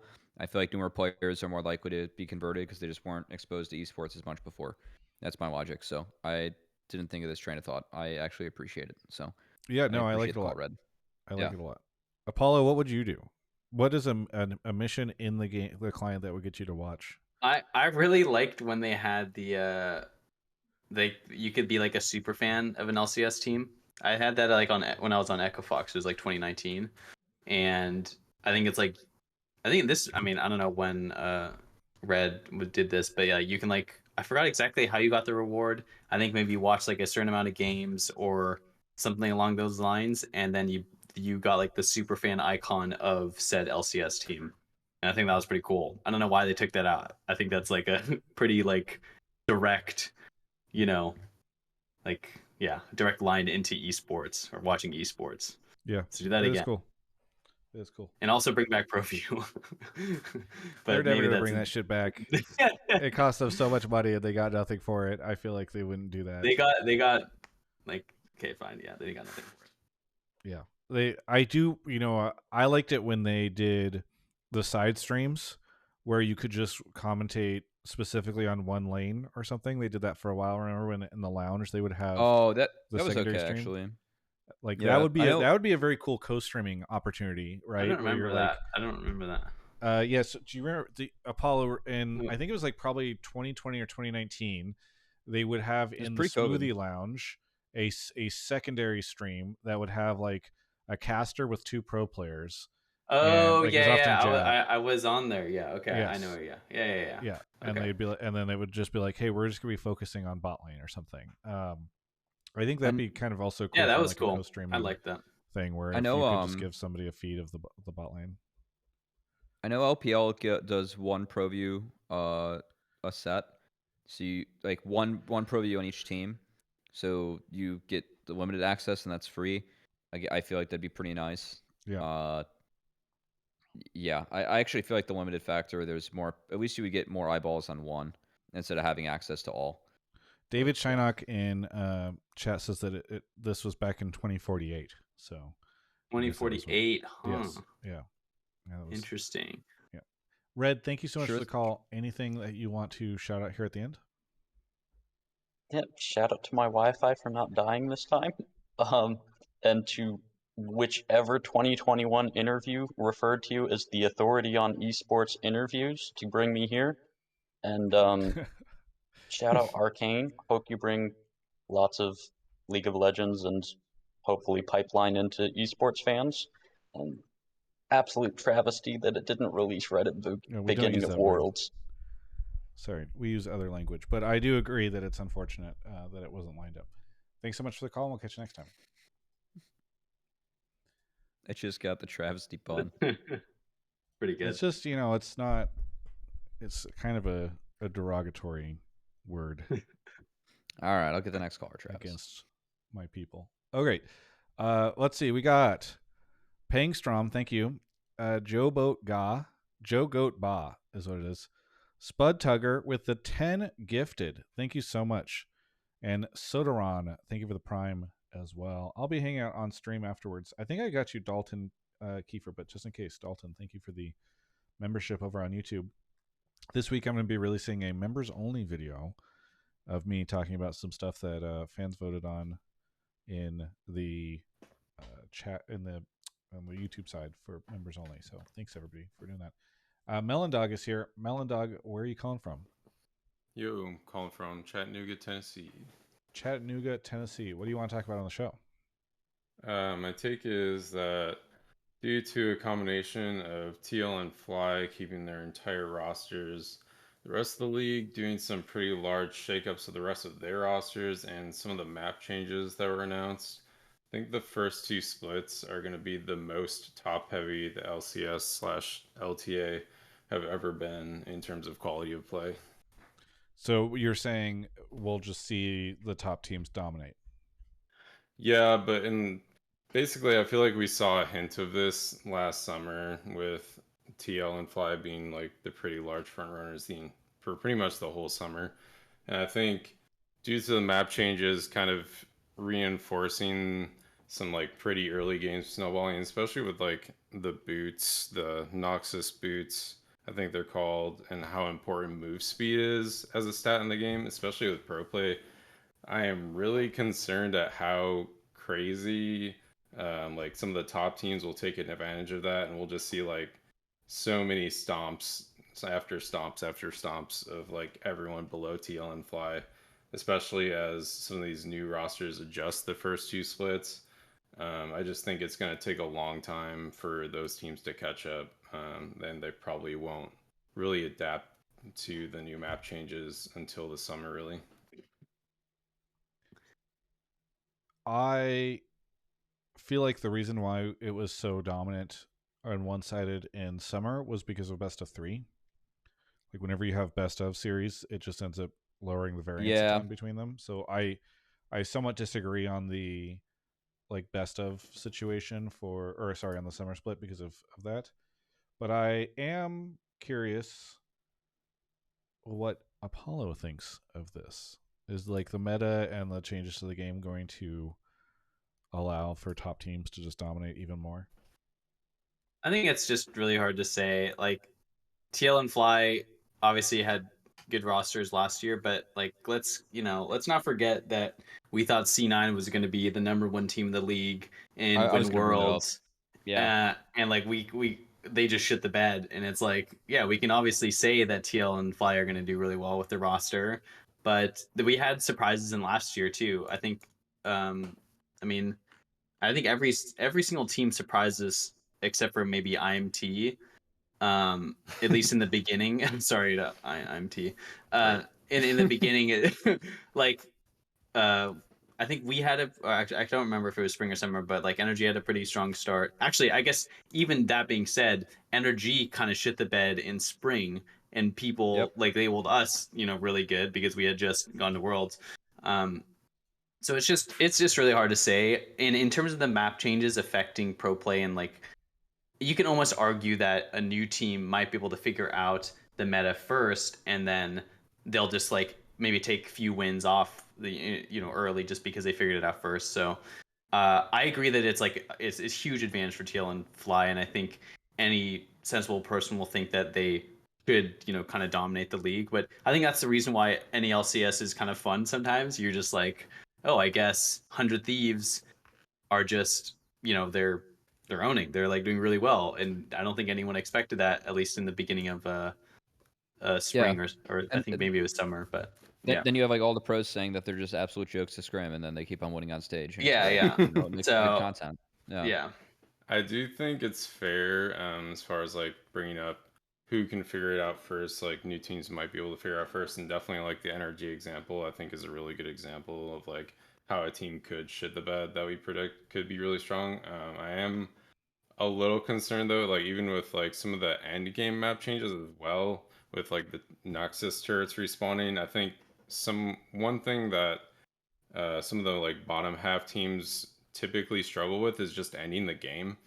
And I think Nexus turrets respawning could be like something that could drag the games on longer than they actually have to be dragged on. Well, hey, And so, yeah. tinfoil hat. If you're the team that's usually lower down or losing, and you have a chance for your Nexus turrets to respond, that actually affects you more. I could have used than the this better change. team. I could have used this change a long Yeah. time ago in my pro Yeah. playing career. I don't know why they didn't do this earlier. Yeah, I mean, the one guess, thing I'm actually go bummed ahead. about with that, I really feel like split pushing got nerfed again. Yeah. There used to be value in old league, like when Apollo played. I mean, there would be games where you have the Fiora or the Nasus on your team, and trading Baron for taking 1 or 2 Nexus turrets was actually pretty worth it, because now the rest of the game you have to like every 5 minutes you take down an inhibitor, you have to deal with an open Nexus and a Fiora that can get to your base, right? But it really feels like League's trying to stray away from even having any chance of anything but a team fight and the game.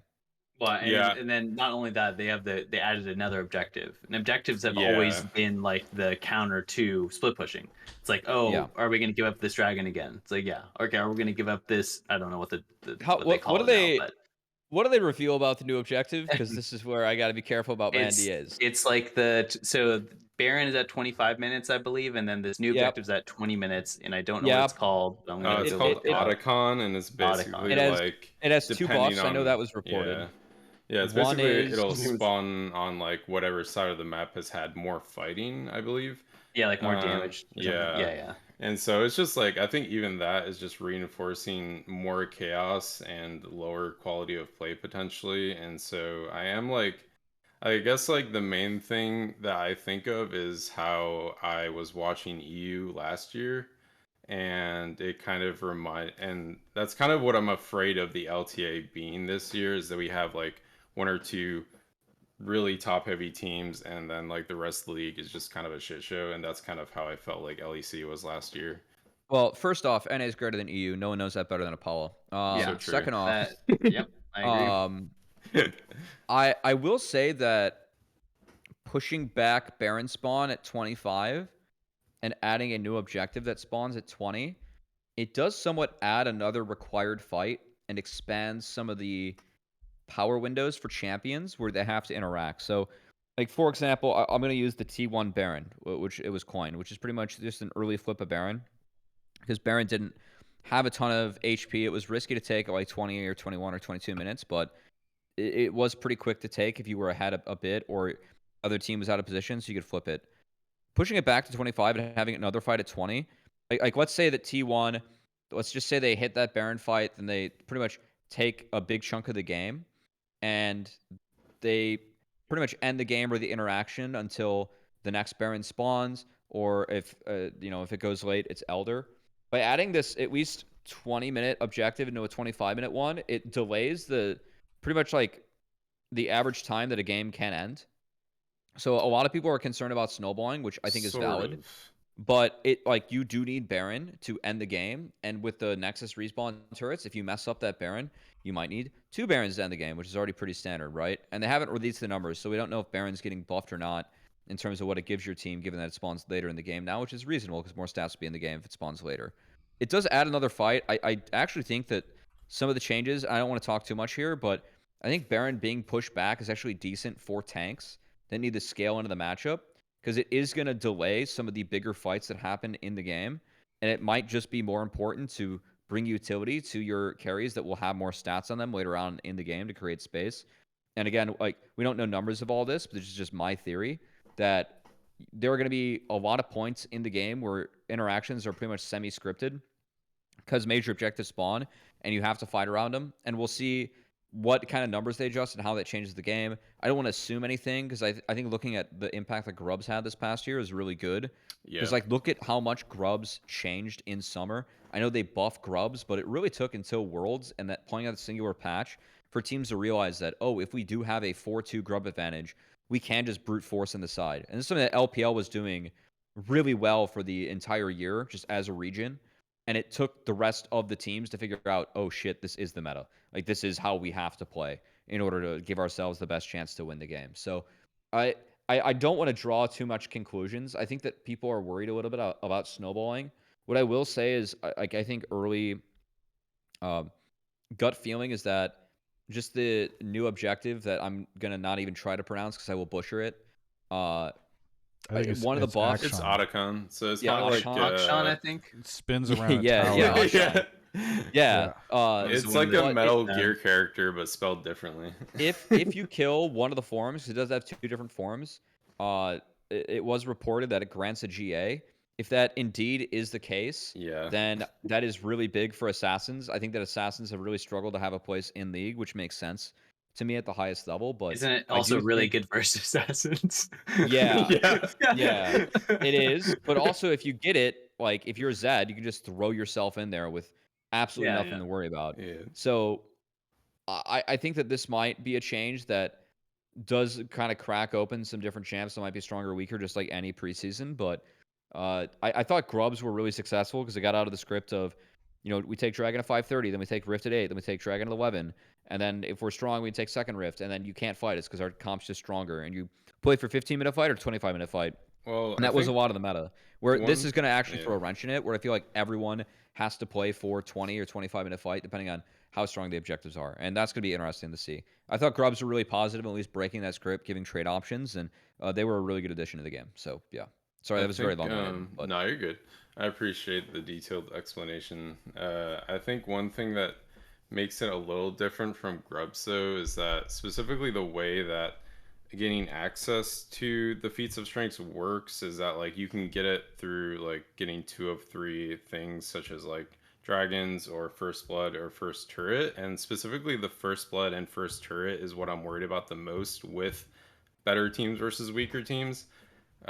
Possibly pushing that and basically just like win lane, win game, gaining access to stronger boots, more movement speed, more snowballing faster, getting to those objectives faster, like Grubs, like Herald, like Otacon. I just think basically being able to win through lane just by having better players is what concerns me the most with the better teams versus weaker teams. I mean, again, like, it kind of depends on the numbers they set for it. Yeah, so absolutely. For example, let's say that if you get tier 3 boots, you get a bonus 20 movement speed. I feel like everyone would agree that that's BS, because then you could really snowball a game as fast as possible. Sure. Yeah. My gut feeling is wherever it ends up balance-wise, because it's definitely going to be tooled with early on, it probably grants more stats. That will just be cheap access to stats. So, yeah, you could have a base, like, if your team's up 2k gold, you could have a base where 3 of your carries just buy more boots and things are chill. You get access to good stats that's at your fingertips. But I don't want to. I think a lot of people are panicking without seeing the numbers, and once we see the numbers, that's where we're gonna have a much better guess of where things are at. I do think that it at least is something where if you take first brick and first turret and you have access to these boots for the entire game, that does give you an advantage for late game, which is really interesting to me, because it does, in a way, a champ like Renekton, you're probably going to get the boots. He oftentimes gets outscaled. But is that power enough to actually make that champion more relevant throughout the game? Is it better to make your team more relevant throughout the game? That's going to be an interesting push and pull that we see with a lot of early game champs. And how much teams want to actually really prioritize securing something like feats of strength, which again is a new objective and interaction. So that'll be really interesting. Yeah, no, I completely agree that it'll really just completely depend on upon the numbers, so we won't really know for sure until we see those. I think the feats of strength thing, I didn't really think about it, but it might help discourage lane swapping in this next season, because you're going to be getting usually the person that initiates the lane swap loses their turret first. Also, I wanted to say that like I'm just kind of playing devil's advocate just for fun, but do you feel like the better LCS team, do you think they're winning basically because they're better players and they're winning their lane, or do you feel like they're usually it's like map movement that defines them, and or like that um, is the reason why they start to win the game? Because in my mind, I feel like it's I'll let you go ahead.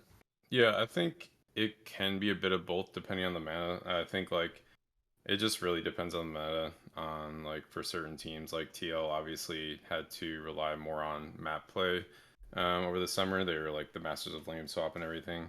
But like in a good meta, like J on Rel will be able to dominate lane more often than not. I just think like it'll really depend on the meta for that kind of question. Yeah, I mean, yeah, because I think a lot of what the bottom half of the LCS teams usually struggle with is not necessarily like getting through lane. Usually, unless the disparity is so large, and then like they're just getting completely gapped. But most of the time, it's like they can get through lane, but then they go to an objective, then they fuck it up, or they just they started to slowly bleed gold because they traded for something and they messed it up and it was like 1 for 2, or it was just like it's like slow whittling down and they eventually lose out, rather than we got like 6 killed, or like we go in 0-6 in a lane and it's just it's unwinnable now. That's most of the time when I see like an LCS team, it's usually like kind of like a slow gradual process rather than they're just like stomping them.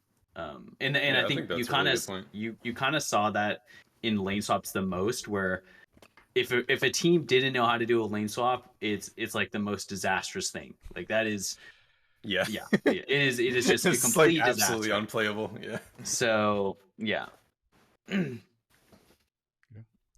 Well, hey, thanks so much for calling in. I really appreciate it. Melondog, do you have anything that you want to shout out here at the end? I'll just shout out. I'm a coffee roaster. So newwave-chat.com is where you can order coffee from where I roast from. So check out New Wave Coffee. Chat? Yeah, newwave-chat.com. So yeah, that's all I got. It says can't be reached. Oh, that's great. What is it? It should be newwave-chat.com, like 2 T's for the chat. Oh, CHATT. Okay, yeah. Yeah. It's not. I forgot that was where you said you were calling from. I see it. Oh yeah, no, you're good. Tempo, vibrate, feedback, low pass. Yeah, we're like music themed coffee roaster type of thing. So yeah. You could also use those. I feel like that would work very well for some of the dispensaries out here in California. True. I could definitely see a low pass or a feedback. I've not spent much time at dispensaries, but I've seen titles. Travis, you angling for new sponsors here? Let's go. No, back in 2016, Weed Maps was in an avid sponsor of eSports stuff, which is very funny. And they once offered me. This is a true story. I once was offered a sponsorship. I think it was from Weed Maps. It might have been from another company that would be partially paid out in product. And I was like, "Yo, that would just be hilarious!" Like, I'm not even somebody who partakes very often, but just the idea of being like, "Yeah, this esports sponsorship pays me in weed." Anyway, thanks so much, melondog, for the call, and we'll catch you next time. Thank you. Have a good one. Not beating the this is for college kids allegations with that one. Yeah. Yeah.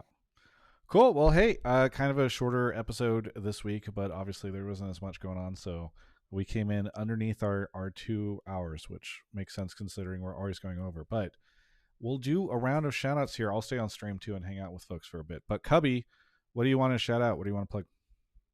Shout out to NZXT and that Killing Black Friday deal. It is really rare that you actually get the stack discounts, and I may or may not be looking into that. yeah, thanks for all the listeners for hanging with me, especially the ones that are tuning in on one where you can see a visual product because the cam and the setup isn't the best, but good to get home for the holidays. And I hope everyone has a Thanksgiving. I oftentimes feel like it's a forgotten holiday, but I think it's got a great message, just giving thanks and being gracious. And I'll be gracious for the turkey and gravy in front of me on the table that day. So, yeah, I hope everyone has a good meal and has some good quality time with family. How about you, Apollo? What do you want to shout out? Where can people find you? You're streaming. Yeah, I mean, well, shout outs to there was a lot of people in the chat that, it's kind of nice that I still have some fans out there, so I really appreciate it. And yeah, I've been streaming on Twitch, Apollo_Price. And yeah, and appreciate, Travis and Cubby having me. It was fun. Yeah. All right, for everyone here, if you live in the U.S., first off, hope you enjoy your Thanksgiving, whether you're spending it with friends or family or by yourself playing some video games. I hope the vibes are good and that you eat turkey if you want, and if not, you eat ham, which is the superior Thanksgiving meat. What? Wow. Dude, turkey's pretty mid. Does it at least have gravy, Travis? No, like on what? On the ham? Yeah. I mean, I'll have gravy on mashed potatoes, but Oh, this is like 1 of 2 times in the year that I eat gravy, and I just indulge. It's the best. yeah, I feel like. I mean, I think it's fine, but yeah, like a honey baked ham is pretty good. It is. I don't know, But yeah. what is everyone's favorite Thanksgiving meal food? God, mashed potatoes for sure. Yeah, I'm a sucker. I'm a starch boy. It's the taters, the turkey, and the gravy. You can't beat it. Oh, and And mac and cheese is also really we can good. all agree stuffing is disgusting, right? I'm not a big fan of stuffing. It's just okay for me. The big hit at my Thanksgiving meal is crawfish stuffing, which I cannot partake in because I'm allergic to shellfish. But that's what everyone asks for, actually. Yeah, it's very interesting. That's cheating. You just have fish in there, which is good. True. It needs gravy, but I like stuffing, Travis. Maybe you just like gravy, Cubby. Maybe you can just have gravy. There's a common theme. It can solve a lot of problems on the plate, Also, I should shout out. We'll be doing a show next Monday, but I will be at Dragonsteel Nexus, which is the Brandon Sanderson convention. I'm on 2 panels. I'm there on Thursday and Friday, so please say hi if you see me there. I also may or may not have another interview that I will be conducting next week with Mr. Sanderson as we talk about stuff. I've heard he has not watched Arcane Season 2 yet, but I'm hoping he will be watching it over the holidays because the last interview I did with him, we talked about Arcane. And then I will be leaving Brandon Sanderson's convention to go to Houston for MXP Houston, which is a Magic event that is happening in Houston. So if you are interested in Magic and you live in Texas and you want to do something the weekend after this one, I'd encourage you to come out to that and say hi to me because I will be there. And maybe we can play Commander or something. I don't know, but it'll be fun. But yeah, thanks everyone for watching. We'll see you next Monday for another episode of Hotline League, and thanks to Apollo for coming on. Thank you.